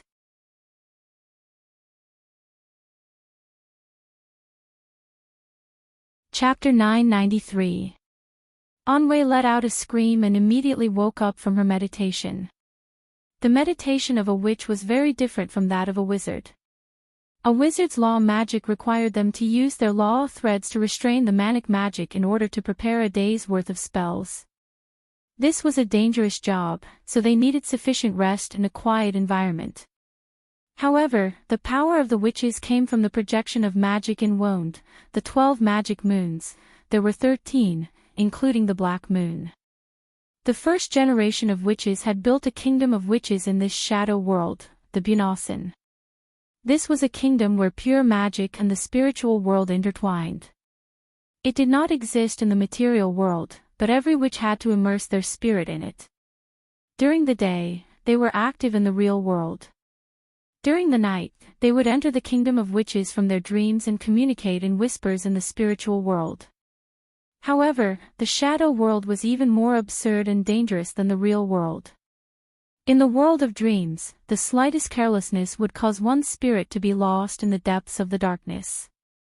Thus, the witches would carefully guard their own domain and use meditation to calm themselves.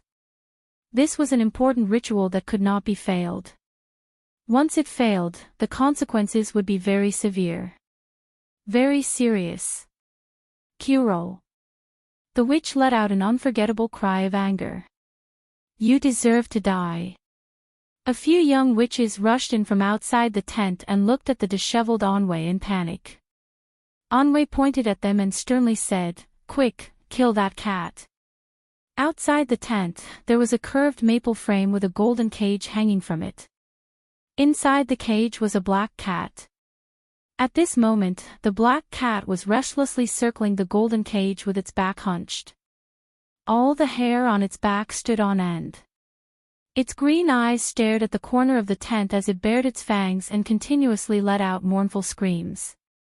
In Wonde, people believed that cats were the incarnations of witches. In some places, cats were burned alive, and the black cat, which was regarded as unlucky, was even more difficult to escape. Hatred and cruelty towards cats also appeared in legends from time to time. In a sense, this saying was not wrong. Witches used cats as their incarnations when they encountered something they could not escape from in the shadow world. When they were in danger, they would use cats to replace themselves. But at this moment, Anwe seemed as if she'd seen a venomous snake when she saw the black cat. The young witch then pulled out a shiny knife and stabbed it into the black cat's body.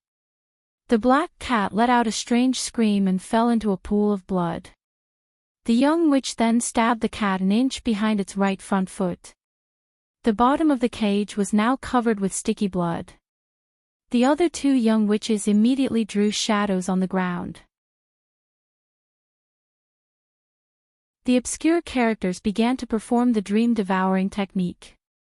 Although the witches in the witch country of Bunossen could communicate with each other mentally, they would rarely allow others to enter their own domain. The world of shadows was vast and boundless. If not for the invitation of their master, others would rarely dare to walk through the world of traps and enter the dreams of others. But there is one exception, and that is the shadow world. The natives of the shadow were spirits born in the darkness. The witches of the Moon of Swords were in charge of communication and peaceful domains. And Wei was shocked and angry. Kuro must have communicated with a spirit in the darkness and found her location. The dream-devouring technique could devour dreams. The witches' meditation was carried out in their dreams, and to invade their domain, one would also need to enter the dream world. Therefore, the dream-devouring technique was the best defensive spell. The young witches nimbly set up the ritual. Obviously, this was not the first time they had done this. However, before they could chant the first incantation, the dim space around the tent suddenly lit up. A bright spot of light fell from the sky, like a stone falling into the water. With the landing point as the center, circles of circular patterns rippled out. A dazzling light seeped out from the center of the circular patterns. The light spot immediately spread into a spot of light. The spot of light gradually grew larger, forming a stable light door. Anwei and the other young witches subconsciously stopped what they were doing. This wasn't a witch's method, but a supernatural power. Among the things that the witches were most familiar with, there was only one thing that possessed such power. And that was the spirit. The contract spirit, White Mist, casually opened a passage to reality through the shadow world. This action was so familiar to her, as if it had already formed a fixed memory of her body thousands of years ago. She leaped through the light door, drawing a beautiful arc as she landed on the ground. The moment she entered the material world, she turned back into a white fox. Raising her head, she used her beautiful ruby eyes to stare at the few people in front of her, and Wei and the few young witches beside her. Behind her were Baba Shah and the smiling sweets. The smiling little girl hugged her sweets and jumped through the light door, stopping behind White Mist. The Shire followed. The Shire brought 3 people and rolled out 3 times. The young people in red-lined magus robes strolled out of the light door unhurriedly. Last was the dark witch of the Moon of Swords, Kroll. Kroll was a little weak at the moment. Her steps were light, and her complexion was not much better than Enwei's, who had been severely injured by her in the dream world. Enwei's eyes widened, but she did not harshly question Kroll why she wanted to harm her. She did not even make a sound. This chubby, round-faced witch's gaze was fixed on White Mist, as if she had seen some terrifying creature. This was not the first time she had seen White Mist. White Mist usually hung on her neck like a scarf. On the neck of the young lord's little fiancé, it was really hard not to notice it. Normally, it would definitely not be like today, emitting the aura of a powerful spirit. This kind of aura was usually only sensed by witches, and witches were also the most sensitive to it. And Wei could clearly feel it from the spirit in front of her. She sensed some aura that she had not felt for a long time. That kind of aura almost made her think that she was hallucinating. She felt the aura of her ancestors. The first generation of witches had merged their souls into the shadow world and constructed the Bunasan Witch Kingdom. Their souls wandered in the desolate shadows and became the most powerful spirits in the dark world. However, ever since the witch race had been completely defeated in the War of the Holy Saints and even split up, the Bunasan Witch Kingdom had been severely injured. These most powerful spirits no longer appeared in the world, and no witch had ever summoned them again. All the witches thought that they had already dissipated, just like the most precious inheritances of the witches. They had also dissipated in the fragmented spiritual world. In the middle. You. Who exactly are you? And Wei pointed at White Mist and asked with a trembling voice. White Mist snorted and turned her head away in disdain. She was too lazy to answer this low-level witch's question. Although Enwei was an inheritor of the Moon of Swords, inheritances were also divided into different grades and grades. Compared to the 12 inheritors that followed the Witch Queen during the heyday of the Witch Kingdom, this chubby woman in front of her was like a toddler learning how to walk. A little girl. She suddenly felt a little vexed. Even a minor character like this could see how powerful she was, but that young mistress didn't see her as a dish at all. Moreover, that young mistress was the inheritor chosen by the Witch Queen. This made her gnash her teeth in hatred. If it wasn't for, I would have eaten that little girl up. White Mist's mind was filled with such a dark and rebellious thought. White Mist didn't answer Enway's question, but it didn't mean that everyone else could. The Shire and the three youths behind him took a step forward and smiled amiably. Madam Enway, his lordship has never forced you to do anything. Choosing to join his lordship is also your own choice. Of course, we welcome it. If you have to choose. If you want to leave, we won't stop you. That's your freedom. But don't you think it's despicable to play some dirty tricks behind our backs? Put away that hypocritical face of yours. Enway looked hatefully at Kroll and said without the slightest bit of luck, I have never joined you, let alone any betrayal. I know. The Shire nodded. Because madam, you are the maid of the Witch Queen, right? It's good that you know, Enway replied coldly. Your lordship isn't the darkness dragon at all. Only an ignorant person like Babasha would be bewitched by others to believe in such a ridiculous rumor. My master has long predicted the arrival of my queen. There will only ever be one queen, and she has already come to this world. Yet, you don't bow down to her. You are a subject and still intend to resist stubbornly. What a joke. She turned her head and stared at Kroll. What I don't understand the most is you, Kroll. You clearly know that young man isn't the darkness dragon, so why are you still so obstinate? You even don't hesitate to use such a forbidden technique. What exactly are you doing this for? Kroll slowly raised her head and stared coldly at her colleague. Her face was deathly pale as if she was a dead person, but she opened her mouth. Brando isn't the darkness dragon. This was a definite tone. Enway's eyes widened. You know. Since you know, then why did you? She seemed to have seen something extremely unbelievable, to the extent that her voice became distorted. You actually chose to betray him. This is impossible. It's impossible for witches to betray their master. You are simply crazy. She let out a few screams and suddenly bounced up from the ground. She stretched out her hand to grab the Shire. A gust of chilly wind mixed with a terrifying whistle blew out from between her fingers and blew towards the Shire. Although Enway seemed to have gone crazy, she knew very clearly that among these people, the one who posed the greatest threat to her was actually these four humans. Wizards.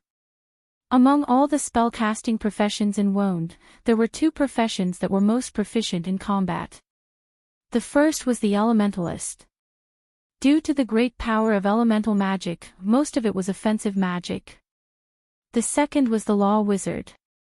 Although law wizards sounded like the best candidates for scholars, and most of the scholars indeed knew one or two law spells, law wizards were also known as civilian wizards at the same time. They had the largest population of law wizards among all the spellcasters in Wonde. If you randomly picked one or two spellcasters from the adventurer groups and mercenary groups, they would most likely be law wizards. From this, it could be seen that the large population of law wizards gave birth to a large number of law wizards who had extremely rich combat experience. These wizards passed on their experiences from generation to generation, and as time passed, a unique cultural atmosphere was formed among the law wizards. That was, combat was the only criterion to determine whether a wizard was qualified or not. Under such a cultural atmosphere, if a law wizard did not want to become a spellcasting profession that was proficient in combat, it would be difficult. The wizards under Brendel's command were mostly adventurers and mercenaries, and very few of them were scholars. Seal himself had experienced the last holy war, and the wizards he chose were mostly adventurers and mercenaries. There were very few of them who were scholars. As for the wizards, their combat experience could be imagined. In addition to the fact that law wizards were both offensive and defensive, law wizards were notoriously difficult to deal with in combat.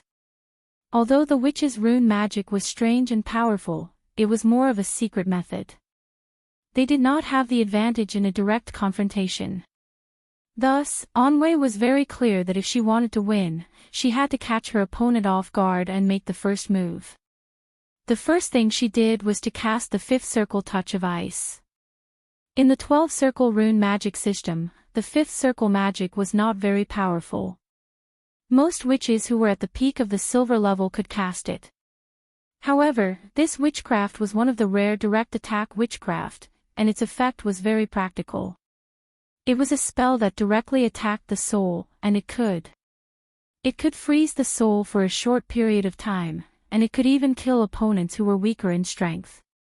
Of course, Onway did not expect that she would be able to kill 4 law wizards who were at least at the 5th circle in a single attack, especially when she knew that the Shire was a great wizard mentor who was close to the elemental domain. She only hoped that this attack of hers would be able to obstruct her opponent for a short period of time. She would be able to calmly cast the following spell. The witches were experts in the study of souls, and their achievements in this area were on par with the necromancers who studied the art of summoning. On the other hand, law wizards were not very good at this, so Onway believed that she had a high chance of succeeding. In fact, her attack was extremely fast, and with a claw, complicated magic runes appeared in her palms that were as pale as snow. She completed this spell in the blink of an eye, and her powerful strength could be seen clearly. The whistling icy wind swept towards the Shire. The Shire smiled faintly and chanted an incantation, "In the name of law, I let the lines disperse, and there will no longer be a medium in space." Although law wizards were not good at souls, they were good at magic. Any magic transmission in space required a medium, and even space itself was a type of law. This was also the most difficult part about law wizards. Their study of incantations was extremely profound, and the ability of a sage like dismantling an incantation was as common as eating a meal to them. It was a miraculous thing. Magic was only a profound knowledge in front of law wizards. It was not mysterious at all. Law wizards were opponents who understood spellcasters the best. The whistling icy wind that was enough to freeze everything seemed to have met an invisible wall in front of the Shire. It slowed down and finally stopped, turning into snow-white ice dust that dissipated into nothingness. Onway was stunned. She had long known that law wizards were difficult to deal with, but she did not expect the Shire to be so powerful. She took a shaky step back and hesitated for a moment. This was because she realized that she could not find a way to deal with this young man in front of her, not to mention that there were 3 law wizards behind him who were equally difficult to deal with. The Shire seemed to have seen this witch's retreat. He smiled faintly and said, "Surrender yourself. Madam Onway. Since I'm here, I can't let you escape. Moreover, I've always been a timid and cautious person, and I've even brought 3 assistants with me." He spread out his hands. "My lord is not a bloodthirsty person. As I said, you are free to come and go.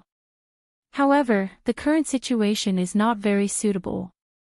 As long as you are willing to work here for a while, we won't make things difficult for you. You intend to put me under house arrest?" Onway narrowed her eyes somewhat dangerously.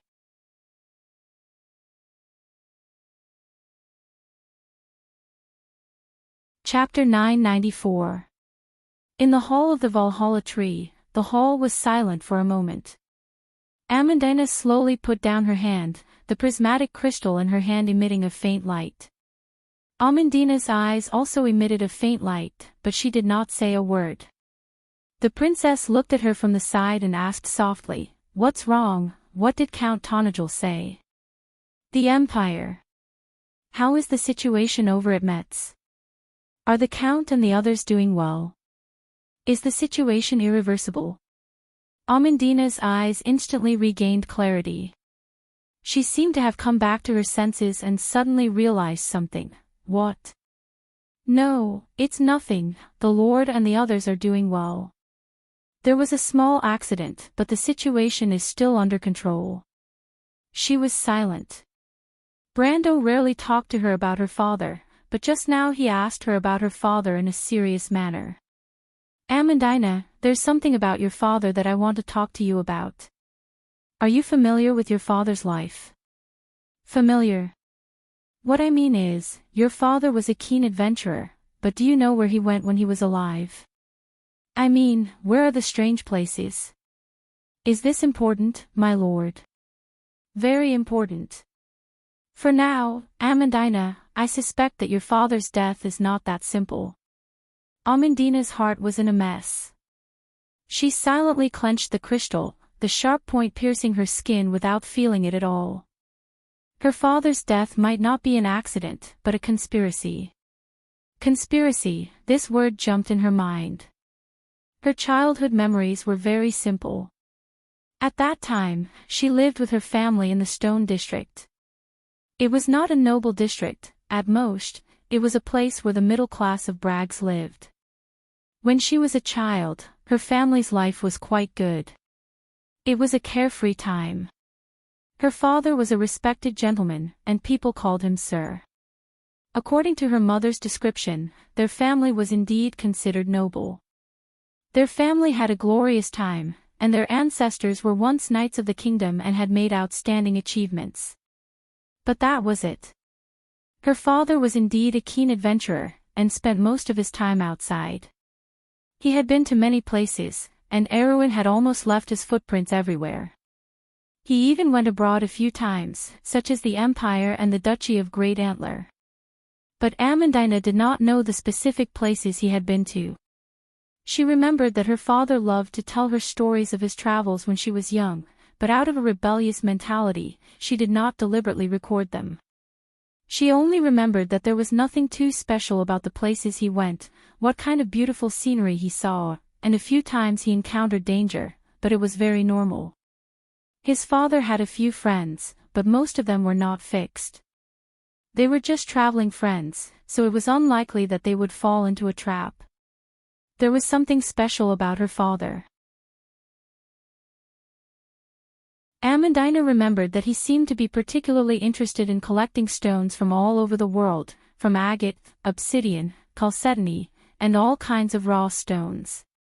He did not care about the value of the stones themselves, but was more interested in the process of them being buried underground and seeing the light of day.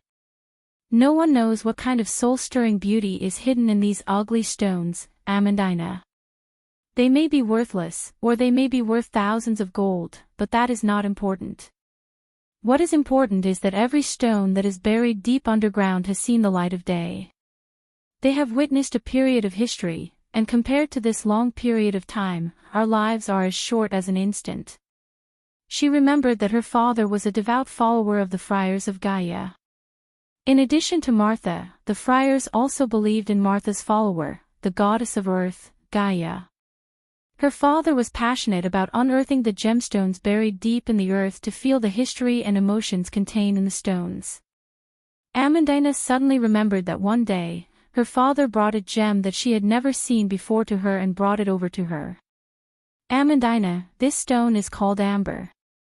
I found it in a strange place. Look at its beauty, but it is not just a gemstone.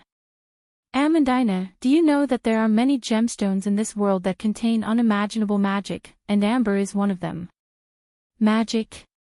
It is the driving force of our world. With it, people can use magic, soar in the sky, and even change this world.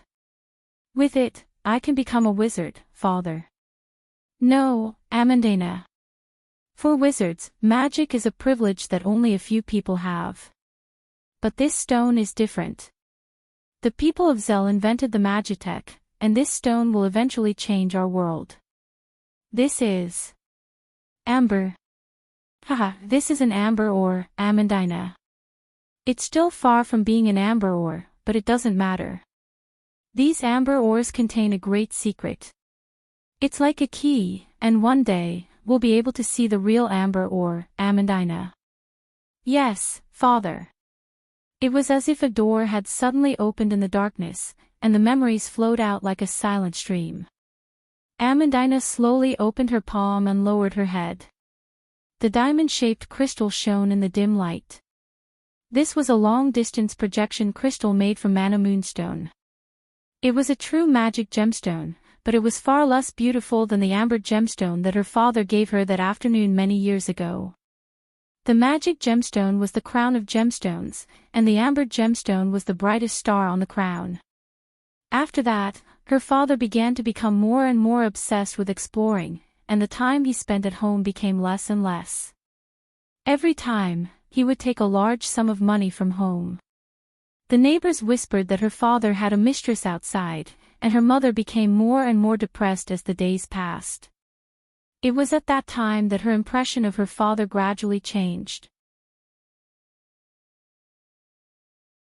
From the original respect, to resentment, to indifference, and finally, she seemed to have forgotten his existence. Until Brando sent the news of his death to her. At that time, Amandina felt that she should not be surprised at all. Because sometimes, she could not help but wonder if her father had another woman outside, but at least Brando gave her a negative answer. At least, he did not cheat them. But this was not a reason for her to forgive him. This stone is called amber. It will provide endless power for the Magitech. One day, it will change our world. Amandina stood silently in place. A breeze blew in from outside the arched window of the Valhalla Tree Hall, rustling the blueprints on the desk. The afternoon sun poured into the hall, forming pillars of light. Princess Griffin looked at Amandina's face, and suddenly there were some sparkling things, like a string of beads, sparkling and translucent. After a moment, Amandina took a deep breath, took a step back, and wiped her eyes. "I'm sorry, I forgot myself, Your Highness." "I should be the one saying sorry." The princess looked at her with some confusion. "What happened?" "Nothing, I just thought of my father." "I'm sorry, don't be sorry, Your Highness." Amandina smiled like a pear blossom in tears. "The Lord asked us to be a little more vigilant during this period of time. The magic tide is coming, and there are many changes happening everywhere." "Indeed," Griffin sighed, "but what really makes me feel uneasy is something else. The undead are starting to become restless again." Amandina was about to leave, but when she heard this, she stopped. "Your Highness, the royal faction seems to be not right. Count Tanagel's reform has hurt the interests of the dukes, but our strength is far greater than theirs. There is no need to worry." Amandina seemed to be getting to know the princess again. "What's wrong?" "Your Highness, I hope you will seriously consider what I told you last time." Princess Griffin's face was slightly red. "I will seriously consider it." Amandina's father is a believer of the Gaia Friars. The light of the projection crystal flashed twice, and then dimmed. Brando silently put down his hand and frowned. The Gaia Friars. Is there such a church in Erewhon, and it's active near Bragg's? Why haven't I heard of it before? There are many churches in Erewhon that believe in the goddess of Gaia, and the more famous ones are the Church of the Silver Lily and the Church of the Holy Cross, but I've never heard of an organization called the Gaia Friars. Is it some kind of cult? But it doesn't seem like it, and collecting stones isn't a shameful thing to do. Amandina's father found the amber stone in Yenbao, but what does the amber stone have to do with this thing? Brando took out the grayish-brown stone from his other pocket. This thing doesn't seem to have any relation to the amber stone, but it seems to be a fragment of some kind of shale. Did the amber rough stone contain a huge secret? Brando shook his head. It seems that Amandina's interest in magic devices originated from her father, but whether her father was only interested in the endless power provided by the magic gem, or whether he was pursuing some other secret, and the secret of the amber stone, only the heavens would know. If even Amandina doesn't know, then the only clues left would probably fall on her father's friends when he was alive, and that strange Gaia Friars. Amandina said that her father didn't have many friends when he was alive, and most of them weren't fixed. This doesn't sound like a problem, but it's a bit strange when you think about it. If her father was just a nobleman who was passionate about exploration, then it's fine, but he was also a devout believer of the Gaia friars. Then the question is, where are his church members? Could it be that this Gaia friars is similar to some of the strange hermit friars in Erewhon? Most of the church members don't know each other, and they don't interact with each other. Why did it sound like a cult? If there's something abnormal, then it's a demon. It seems that the clues will fall on this. He suddenly stopped. Brando. Romain was a little puzzled. He raised his head and furrowed his brows. His eyes swept across the area in front of him as if he was looking for something. One of his hands was on the collar of the Count's coat, while the other hand reached into the coat and grabbed the cold hilt of Halran Gaia. Falern's brows were furrowed as well. Her left hand was holding a large scroll of parchment, while her right hand reached out, and a silver cane appeared out of thin air and landed firmly in her hand. Dream manipulation. In front of him was an empty walkway. This walkway was connected to the hall in front of him, and it was brightly lit. Torches shone on the walls, but there wasn't a single person in the walkway, and it was strangely quiet. He, Count Brando, you're very sharp. A burst of laughter sounded. She clapped her hands lightly, and 4 white-robed witches suddenly appeared out of thin air. They suddenly appeared in the empty walkway, and blocked the way. The air between the 2 witches in front of him trembled slightly, and a beautiful witch slowly walked out. This was a beautiful and mysterious woman. She had a pair of impressive lake blue eyes, and the diamond-shaped crystal on her forehead shone with a strange light. She was also a witch. Marietla, eldest daughter of Akis. Believer of Dark Kohua, witch of the month of lies in December. The witch smiled slightly, and this smile made everything lose their color. She lightly opened her mouth and said, "Witch of deceit, I'm here to borrow Count Brando's head." "My lord." Brando stretched out his hand to stop Falern, who was about to attack, and motioned for her and Roman to step back. He raised his head and looked at the 5 witches. "I heard that among the 12 witches in this generation, besides the Witch King, the strongest one is the believer of the Golden Sea, the Witch of Despair. The second strongest one is the Witch of Deceit, Madame Marietla. I think you're her. As expected of a human who claims to be the inheritor of the Dark Dragon.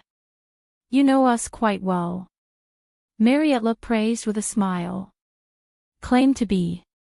Brando shook his head. "I've never claimed to be the Dark Dragon. I've seen Odin, but that doesn't mean I agree with his views." "You've seen my king." Marietla raised her eyebrows slightly, and then reacted, "Yes, after all, you have my king's inheritance in your body. But it doesn't matter whether you agree with my king's path or not. The Supreme doesn't need the approval of mortals. So you're saying that you're the ones behind this?" "Ha," Marietla laughed, "the one who did it was Anvi. The witches of the Moon of Cup are good at changing people's hearts. Besides, those nobles have ulterior motives. My power comes from integrity and wisdom, so I don't care about these trivial matters. Playing with people's hearts is a small trick, but the order and fate of this world cannot be changed. Do you understand, Count? So you're an accomplice." Marietla frowned slightly, and her voice turned cold. "Do you understand the situation, Count? You've only just entered the elemental realm. In my domain, no one can save you." She turned her eyes to Roman and Falern and laughed. "You're not counting on those people outside, are you?" "Ha, don't worry, in this dream I've weaved for you, no one will be alerted. I'll let you die peacefully." "I see, I think I understand." Brando pulled out Halran Gaia, and his left hand passed to his right hand. The tip of the sword pointed downwards, gently touching the ground. He held the sword in one hand and grinned. "My head is here, you can come and try."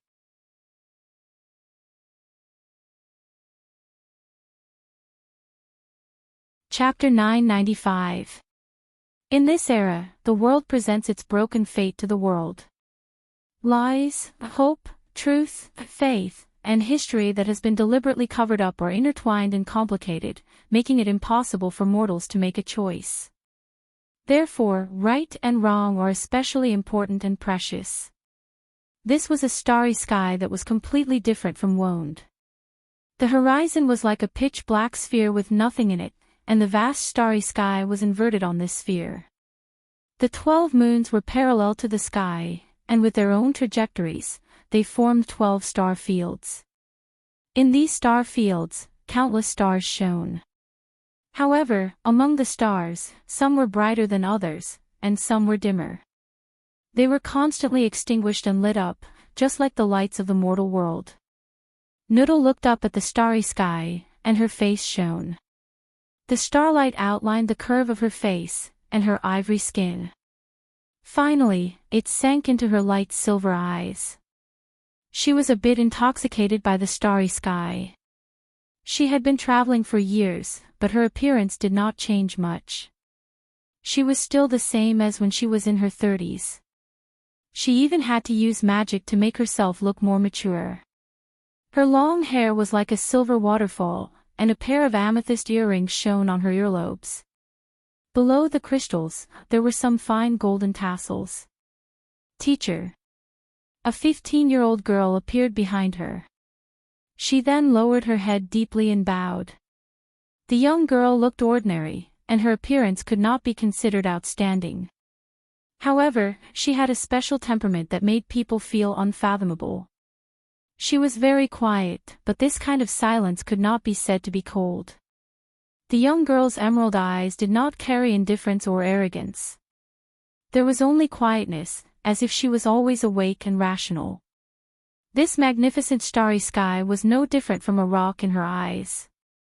I said that you don't have to call me teacher. Sophie, I didn't teach you anything. Your inheritance did not come from me. You were born with this name, and it has been for generations. Even without me, you would have become the witch of the 13th moon. Noodle turned around and looked at the little girl with the gaze of an elder. Although she said this, she still smiled happily. Sophie did not answer. She straightened up and asked, Teacher, why did you call me here? Did you get used to it? I'm used to it.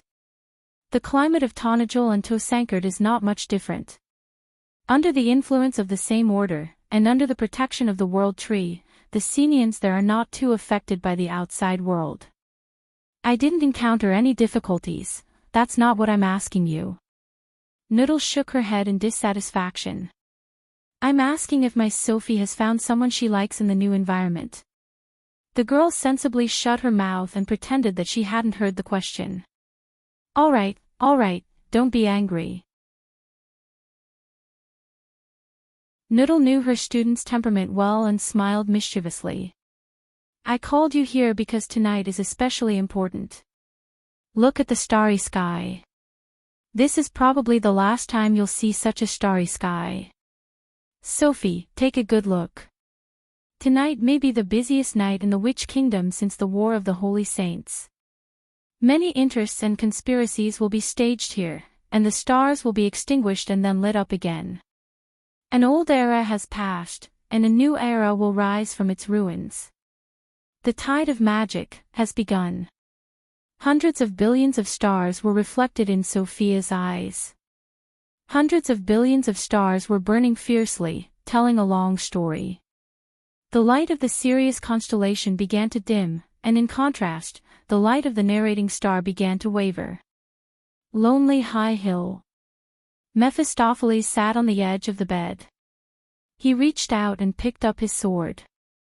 His hand held the scabbard in the air for a moment, then he silently put it down. As a sword saint who trained hard, he did not pursue luxury.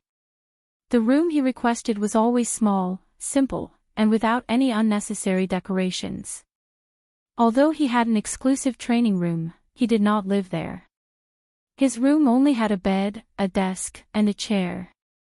He sat on the edge of the bed, and the shadow of the bed extended infinitely in a certain direction, projecting a boundless space. The walls of the room had long disappeared, and he seemed to be sitting in a boundless dark space. This was the kingdom of shadow, the lonely high hill, the territory of the Golden Sea. Two figures appeared not far away from the Sword Saint of Ash. They were like two masses of squirming ink dripping from the air. In the process of dripping, they turned into human figures, and then revealed their faces and facial features. Gradually, they shed their colors and formed two people, one in front and one behind. Mephistopheles looked at the person in front of him, his face as calm as water. In a sense, that was his mortal enemy, the Emperor of the Empire, the Silver Queen Constance. But he did not make a move, because there was another woman standing behind Constance. The woman looked like a noble lady that could be seen everywhere in the Empire. She wore a low-cut dress, and her hair was tied up high, revealing the snow-white and dazzling scenery from her neck to her chest. A string of glittering crystal necklace hung on her swan-like slender neck. It was so complimentary, and there was no hint of a nouveau riche aura. It was as if such luxurious accessories should be used to embellish her pride and beauty. The woman was extremely tall, even among men. She was nearly 2 heads taller than the Silver Queen. In comparison, she looked like a female giant. The female giant held a black object in her hand. Black liquid-like smoke constantly flowed out of the object. Wisps of smoke fell from her snow-white palm like a waterfall, merged into the ground, and converged into this boundless shadow sea. That was the most famous magic tool of the witch clan, the Heart of Darkness, the heart of the lone wolf Golden Sea. In the Twilight War, the 13th generation of Despair witches killed the lone wolf Golden Sea and used her heart to make a magic tool. This was the Heart of Darkness. Relying on the power of this magic tool, the witches of the Eternal Dark Moon were almost the strongest in the Kingdom of Witches, except for 2 eras. In this era, there were 3 strongest in the Kingdom of Witches, and this generation of Despair witches could only be ranked second. Constance, Mephisto didn't have the intention to make a move. Do you want to die? In front of me, don't even think about touching my king, the female giant behind the Silver Queen spoke. Unexpectedly, her voice was very pleasant, but it was full of a strong sense of disdain. Seeing Mephisto look at her, the woman introduced herself, Katrina, Witch of the Eternal Dark Moon, believer of the Lone Wolf Golden Sea. Mephisto didn't have much interaction with the witches, but he had already learned about them from Brando. He frowned, the power of the extreme realm, but there is already a faint aura of the holy realm.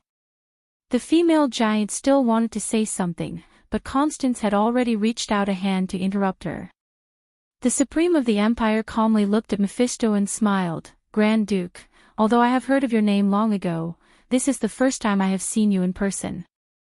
I have long known about the grievances between you and the Empire, but if it wasn't for Enway's message, I really wouldn't have known that you were by the side of Darius' grandson. No wonder he could grow to this point. She stretched out her hand again and stopped Mephisto from saying, Don't worry, this is the lonely high hill, within the Kingdom of Witches, this is the world of dreams. You can't kill me, and of course, I believe that Katrina can't kill you either. I didn't come here today to find you to settle the grievances between the Empire and the Empire. The Empire has its interests, and you have your justice. Who is right and who is wrong, I believe it can't be said clearly with words. In that case, why are you still here? Mephisto replied indifferently, Is it because Her Majesty is too lonely and wants to find someone to chat with, or is it because she wants to find a new lover? Even with the self-restraint of the Silver Queen, she couldn't help but feel a trace of anger when she heard this sentence. This guy had been wandering outside for too long, she was afraid that he had forgotten the etiquette of nobility. She took a breath and replied coldly, Of course, it's to stop you. Stop me? The Ash Sword Saint raised his eyebrows, I understand, you want to attack my student. The legendary Ash Sword Saint's reaction is not as fast as expected. Katrina's sharp voice ridiculed. Mephisto pretended to pat his cheeks and sighed, but I still don't understand. Constance, you are the ruler of an empire. It doesn't seem worthwhile for you to attack a child personally. He's just a count of a small country that you don't even care about. I really don't understand why you would mobilize so many people. You don't have to trick me, Mephisto. Speaking of the identity of Darius' grandson, I really don't need to pay so much attention to him. Even if it's the inheritance of the Dark Dragon, I'm not very eager to obtain it because I'm the Dark Dragon, and the Dark Dragon is me. Those inheritances are actually just external things to me at this moment. My queen descended to the world, ruled the world, and knew the world, the golden sea which lowered her head deeply, her face full of reverence. But everything that happened today was arranged by someone else, the Silver Queen continued. She is the ruler of this country, and I have to carefully consider her opinion. The Queen of Witches, why? Because she wants the stars to fall and establish a new, earthly country. The ideal of a lunatic. Mephisto shook his head disdainfully. Constance put away the anger on her face and looked up at the starry sky that had unknowingly covered the sky. This magnificent scene is rare to see. If you're not in a hurry, Mephisto, why don't you sit down with me and watch how it's played out? Mephistopheles gently shook his head and stood up from the side of the bed. As soon as he stood up, the pitch-black world beside the bed was naturally dispelled, and a lifeless grace slowly spread out in all directions with his feet as the center. He stretched out his hand, and the sword on the bed automatically flew into his palm. In that case, I can't leave my student alone. I might have to fight with all my strength. Adatrice seemed to have expected him to say this. She took a step forward and stood in front of the Silver Queen, the Ash Sword Saint. I've long wanted to meet you. I don't know if you live up to your reputation. Mephisto didn't answer, but there was a strange expression on his face. Country of the dead, south of Bunasan, a lifeless forest. Two witches, one old and one young, were looking up at the starry sky in front of a small wooden house in the forest. The stars were burning faster and faster, emitting a light that was thousands of times brighter than usual. These lights intertwined with each other, as if a massacre and war were playing out. The Sirius constellation was dim and lightless.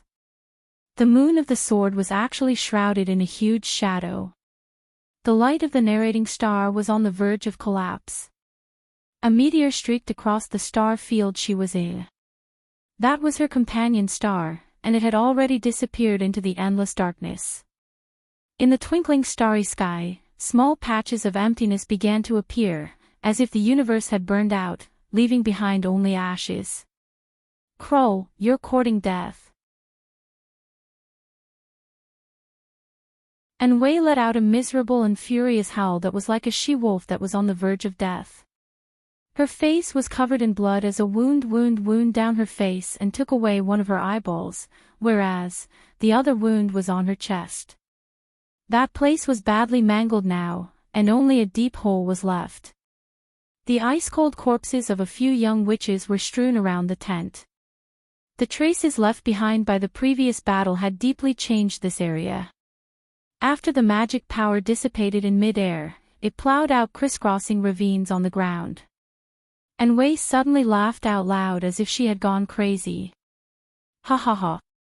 She pointed at the Shire, Babasha, and the sugar jar. She pointed at Kroll and shrieked, "You want to put me under house arrest? That's impossible. You don't understand the significance of this day to us. We will wash away the shadows of the past and support a true king.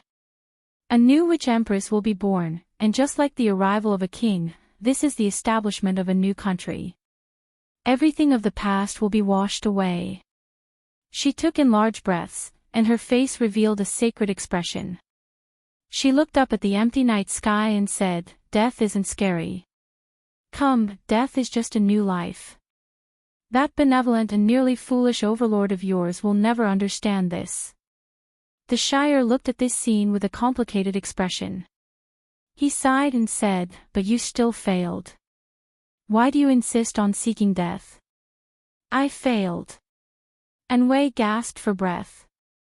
She stared at Kroll, who was behind everyone, with a gaze of extreme hatred and complexity. Even though the Witch of Moon's sword didn't suffer any injuries, her face was as pale as a sheet of paper. The mysterious magic power that symbolized witches was receding from her body like a tide. She quickly became old and weak, turning into a true ordinary person. But even so, Kroll still had a cold expression. She didn't look over at all, as if everything that was happening before her eyes had nothing to do with her. It was precisely this attitude that made Enwei feel hurt and angry. It's because of betrayal. I don't understand what possessed all of you. In order to destroy our king's plan, you actually didn't hesitate to use such a forbidden technique. You gave up your identity as an inheritance witch. Kroll, are you willing to accept this? Kroll finally turned her head back. She looked at her former companion as if she was looking at a dead dog. This is fate, Enwei. Enwei widened her eyes. It was as if she had died with a grievance. The middle-aged witch silently turned around. With her back facing the Shire, she said weakly, I'm no longer a witch, Mr. the Shire. From today onwards, the inheritance of the Witch of Moon's sword will be transferred. We're no longer in control of her fate because the Witch Nation has been completely rebuilt. This kind of battle isn't only happening here, but also in many other places. From today onwards, the Bunasan will no longer be the Bunasan of the past. She paused for a moment. The tide of magic is descending. I can feel its majestic pressure. Are you leaving, Miss Kroll? The Shire was startled for a moment before he asked. I'm no longer a witch. It's no longer suitable for me to stay by the king's side. I'll choose the place where I'll be buried, alone. The Shire extended his hand to stop this woman. Miss Kroll, since you're no longer a witch, then you don't need to follow the fate of a witch. Right now, you're an ordinary person, a citizen of Erewhon. I believe that our Lord won't let a citizen fend for herself just because she's too old and weak. Moreover, you've also made outstanding contributions for us. Kroll was slightly startled. She raised her head, and the gloomy gaze in her sunken eyes stopped on this young man. Enwei is right about one thing. Your feudal lord is too soft-hearted. She said. In the night sky of Bunasan, the Sirius constellation had already been burned to ashes. The star of narration had shattered into pieces. The two stars had turned into countless rays of light that scattered into the pitch-black sky. However, at the place where the two stars had fallen, there was a slender new star that was slowly rising. That night, in a Rex Eagle city, a little girl named Micaiah dreamed that she had picked up a golden scepter from a pitch-black forest. The name of that scepter was Koth, Ancient Runes, Supreme.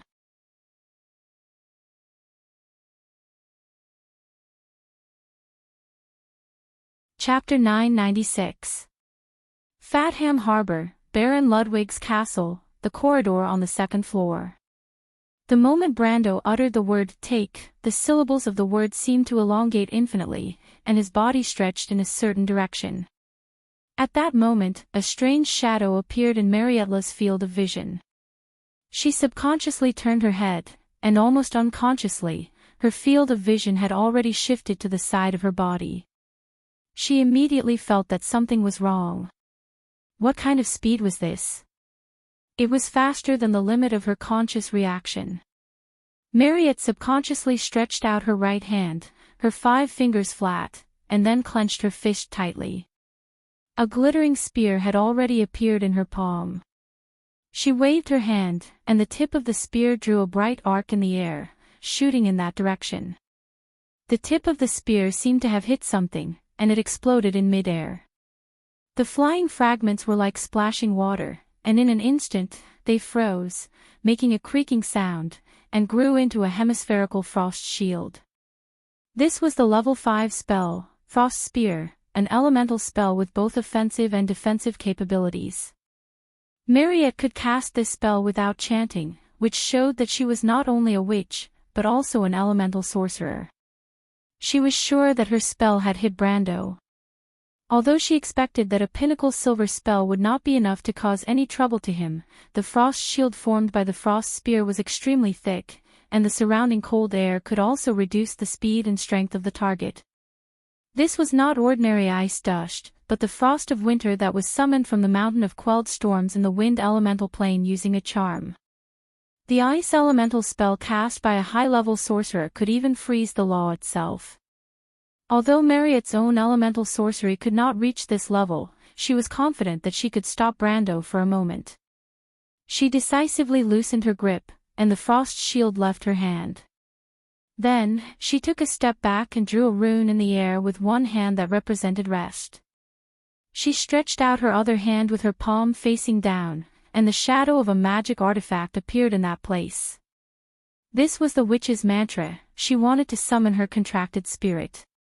In fact, Marriott had already seen Brando at this time. The frost spear she threw out was indeed effective, and it accurately hit the target, or more accurately, it hit the target in that direction. Brando's speed was beyond the limit of her vision, and she could not aim at him at all. But after all, Marriott was one of the strongest witches in this era. She had experienced thousands of battles, and her subconscious judgment was not the slightest bit off. Marriott smiled proudly, and her finger moved down, as if an invisible door was suddenly opened. An oppressive force suddenly appeared in the air. It was her contracted spirit, Aesh, a warrior with hundreds of years' worth of wisdom. Time stopped of time. The next moment, Marriott's pupils suddenly dilated. She watched in horror as Brando casually stepped forward, and stretched out his left hand that was not holding a sword, and pressed it on her frost shield.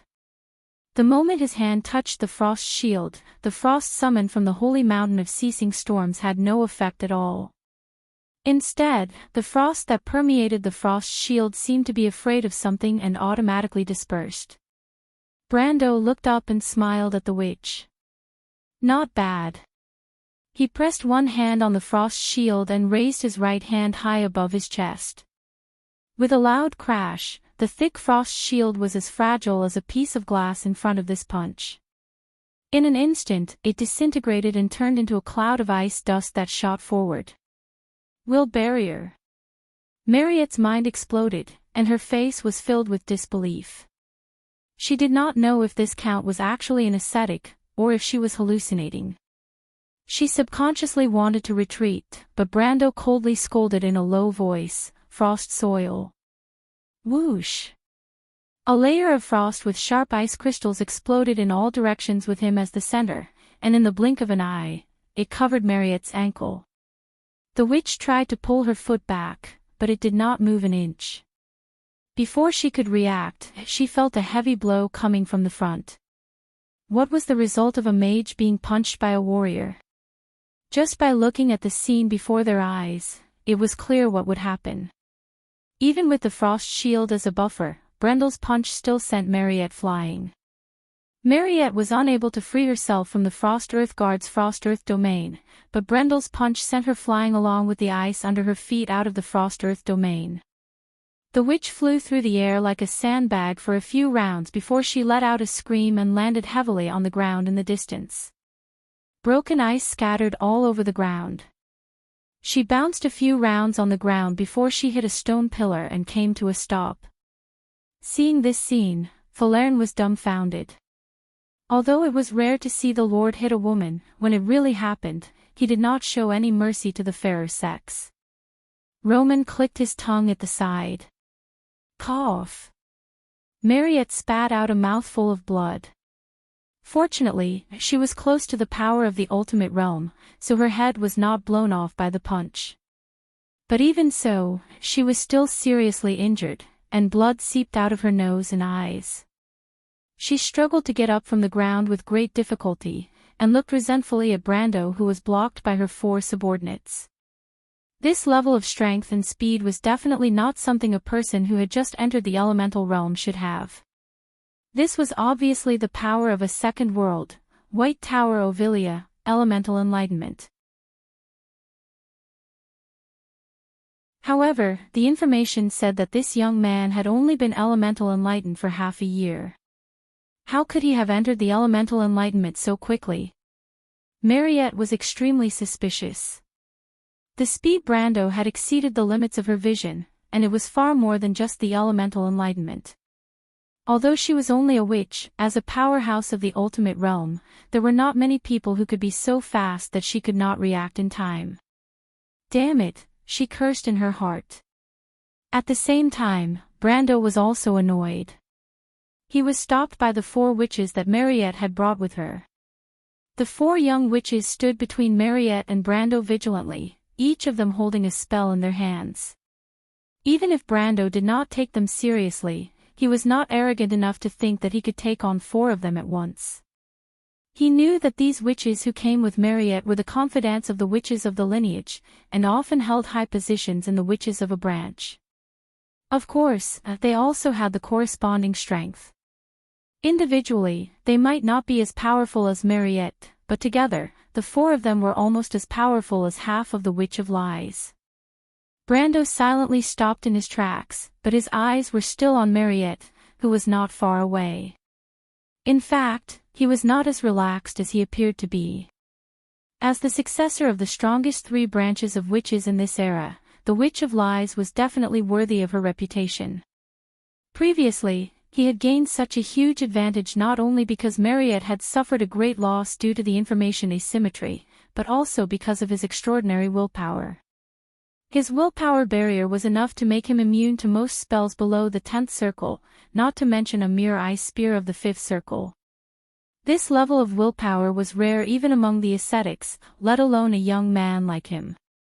It was completely reasonable that Mariette did not expect this.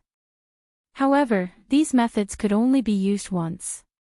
Even though the power of the elemental truth was strong, it was not enough in front of Mariette, who had reached the ultimate realm. As for the willpower barrier, it was not impossible to bypass it. Otherwise, wouldn't Magi be helpless against opponents with high willpower? Brando was very clear that once an experienced opponent like Mariette figured out his tricks, it would be his turn to have a hard time. Moreover, this was Mariette's home ground. It was a pity that he had not been able to kill this old witch with a single punch. Brando could not help but feel vexed. Of course, he knew that this was just wishful thinking. Those existences above the ultimate realm all had hundreds of years of battle experience. How could he kill them so easily with a single punch? Even if Mariette had stepped into his trap, being able to heavily injure her with a single punch was already something to be overjoyed about. However, this was not a situation where he had to surrender without putting up a fight. He still had a trump card. Brando looked at the 4 young witches in front of him and did not say a word. Only flames danced in the depths of his eyes. This is... Mariette faintly felt that the atmosphere around her was a little strange. She suddenly reacted, this is the king's legacy. Damn it, stop him. The 4 witches simultaneously chanted 4 binding spells. 2 of them targeted Brando, while the other 2 targeted Roman and Falerne. The spell aimed at Brando did not even get close to Brando before it crashed into an invisible barrier and shattered into pieces. On the other hand, the wild elf girl who was aiming at Falerne reacted quickly. She coldly raised the silver staff in her hand and chanted twice as fast as her opponent. Just as the binding spell was formed, a complicated array of silver lines formed at the tip of Falerne's staff. With the point of her finger, a similar array appeared at the witch's feet. Great Saurid's pillar of fire. The witch couldn't help shrieking when she saw that spell, her face twisting strangely. She had never imagined that this seemingly ordinary wild elf girl would cast a 7th ring fire elemental spell, and that her casting speed would be to such an extent. The witch no longer cared about maintaining the spell. She patted her body and activated some unknown magic item. A light blue barrier quickly expanded from her body. At this time, a dazzling golden-red pillar of light fell from the sky and accurately hit the top of the blue barrier. The moment the pillar of fire hit the barrier, a shockwave formed in a split second. Boiling hot waves of air swept in all directions at a speed visible to the naked eye, sweeping across the entire corridor. The blue light shield was bent and deformed under the impact of the pillar of fire. It changed from its original hemispherical shape to a flat disc shape. Soon, hexagonal cracks appeared on the light shield. As the witch screamed in horror, the pillar of fire cut through the light shield along these cracks.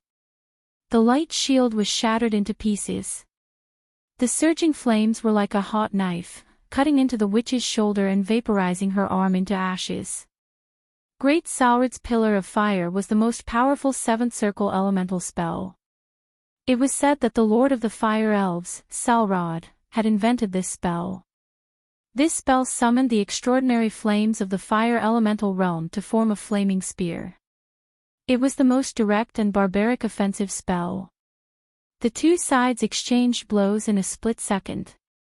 In this short moment of delay, Brando and Mariette had finished their respective preparations. A pair of black wings rose behind Brando's back. At the same time, a fog rose from the long corridor. Although Mariette was seriously injured, she had already completed the ritual to summon her contracted spirit. The spirit named Aesh had already appeared behind her. She stretched out a finger and borrowed the power of the contracted spirit to complete the last stage of the dream spell. In the dream world, the witches believed that the dream world was a mirror that could reflect one's subconscious. In the dream world, one's emotional feelings were far superior to one's rational feelings. Therefore, this world was often grotesque and motley. Since the witches could manipulate the dream world, they could also manipulate people's hearts. There were many kinds of dreams, and even a rough division could be divided into nightmares and sweet dreams. Some dreams could release one's inner desires, and some could reflect the disturbing scenes in reality. Dreams made up of lies could lure people to indulge in them and be unable to extricate themselves. Mariette's dream was a maze. It was called the Maze of the Righteous. Among the witches of December, the witches of deceit of the month of lies controlled the domain of righteousness and wisdom. The dreams they weaved were not dangerous traps, nor were they delusional. It was the simplest of all the witches' dreams. However, in this dream, the witch in charge of the dream had an extremely terrifying ability. It was the ability to conditionally conjure illusions. Because the illusions were real things in the dream, they were not bound by the spell's conditions, nor could they be cancelled out by the will barrier. Mariette's face was expressionless. She stretched out her right hand, and a frost whirlwind rolled up in her palm. Then, she reached into the center of the whirlwind and pulled out a shining spear. This spear was no longer a simple level 5 spell. It was the divine weapon of the frost giant Cormyr, the tip of the sky. In ancient mythology, the father of the giants, Cormyr, pulled out the peak of Mount Rider and used it to fight Ekus' eldest daughter, Kohua. This peak was the divine spear, the tip of the sky. The icy fog around the tip of the sky was the biting cold wind that lingered on the peak of the mountain. Between the icy fog, one could see the shadows of flying dragons and wind elementals that lived on the mountain. Brando carefully looked at the spear in Mariette's hand.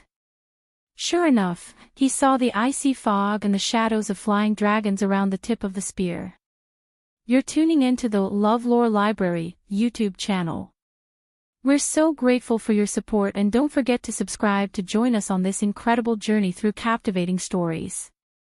Your generosity through donations truly makes a world of difference, as it's the primary source of revenue that allows me to expand and enhance this channel for you. Thank you from the bottom of my heart for being a part of this adventure.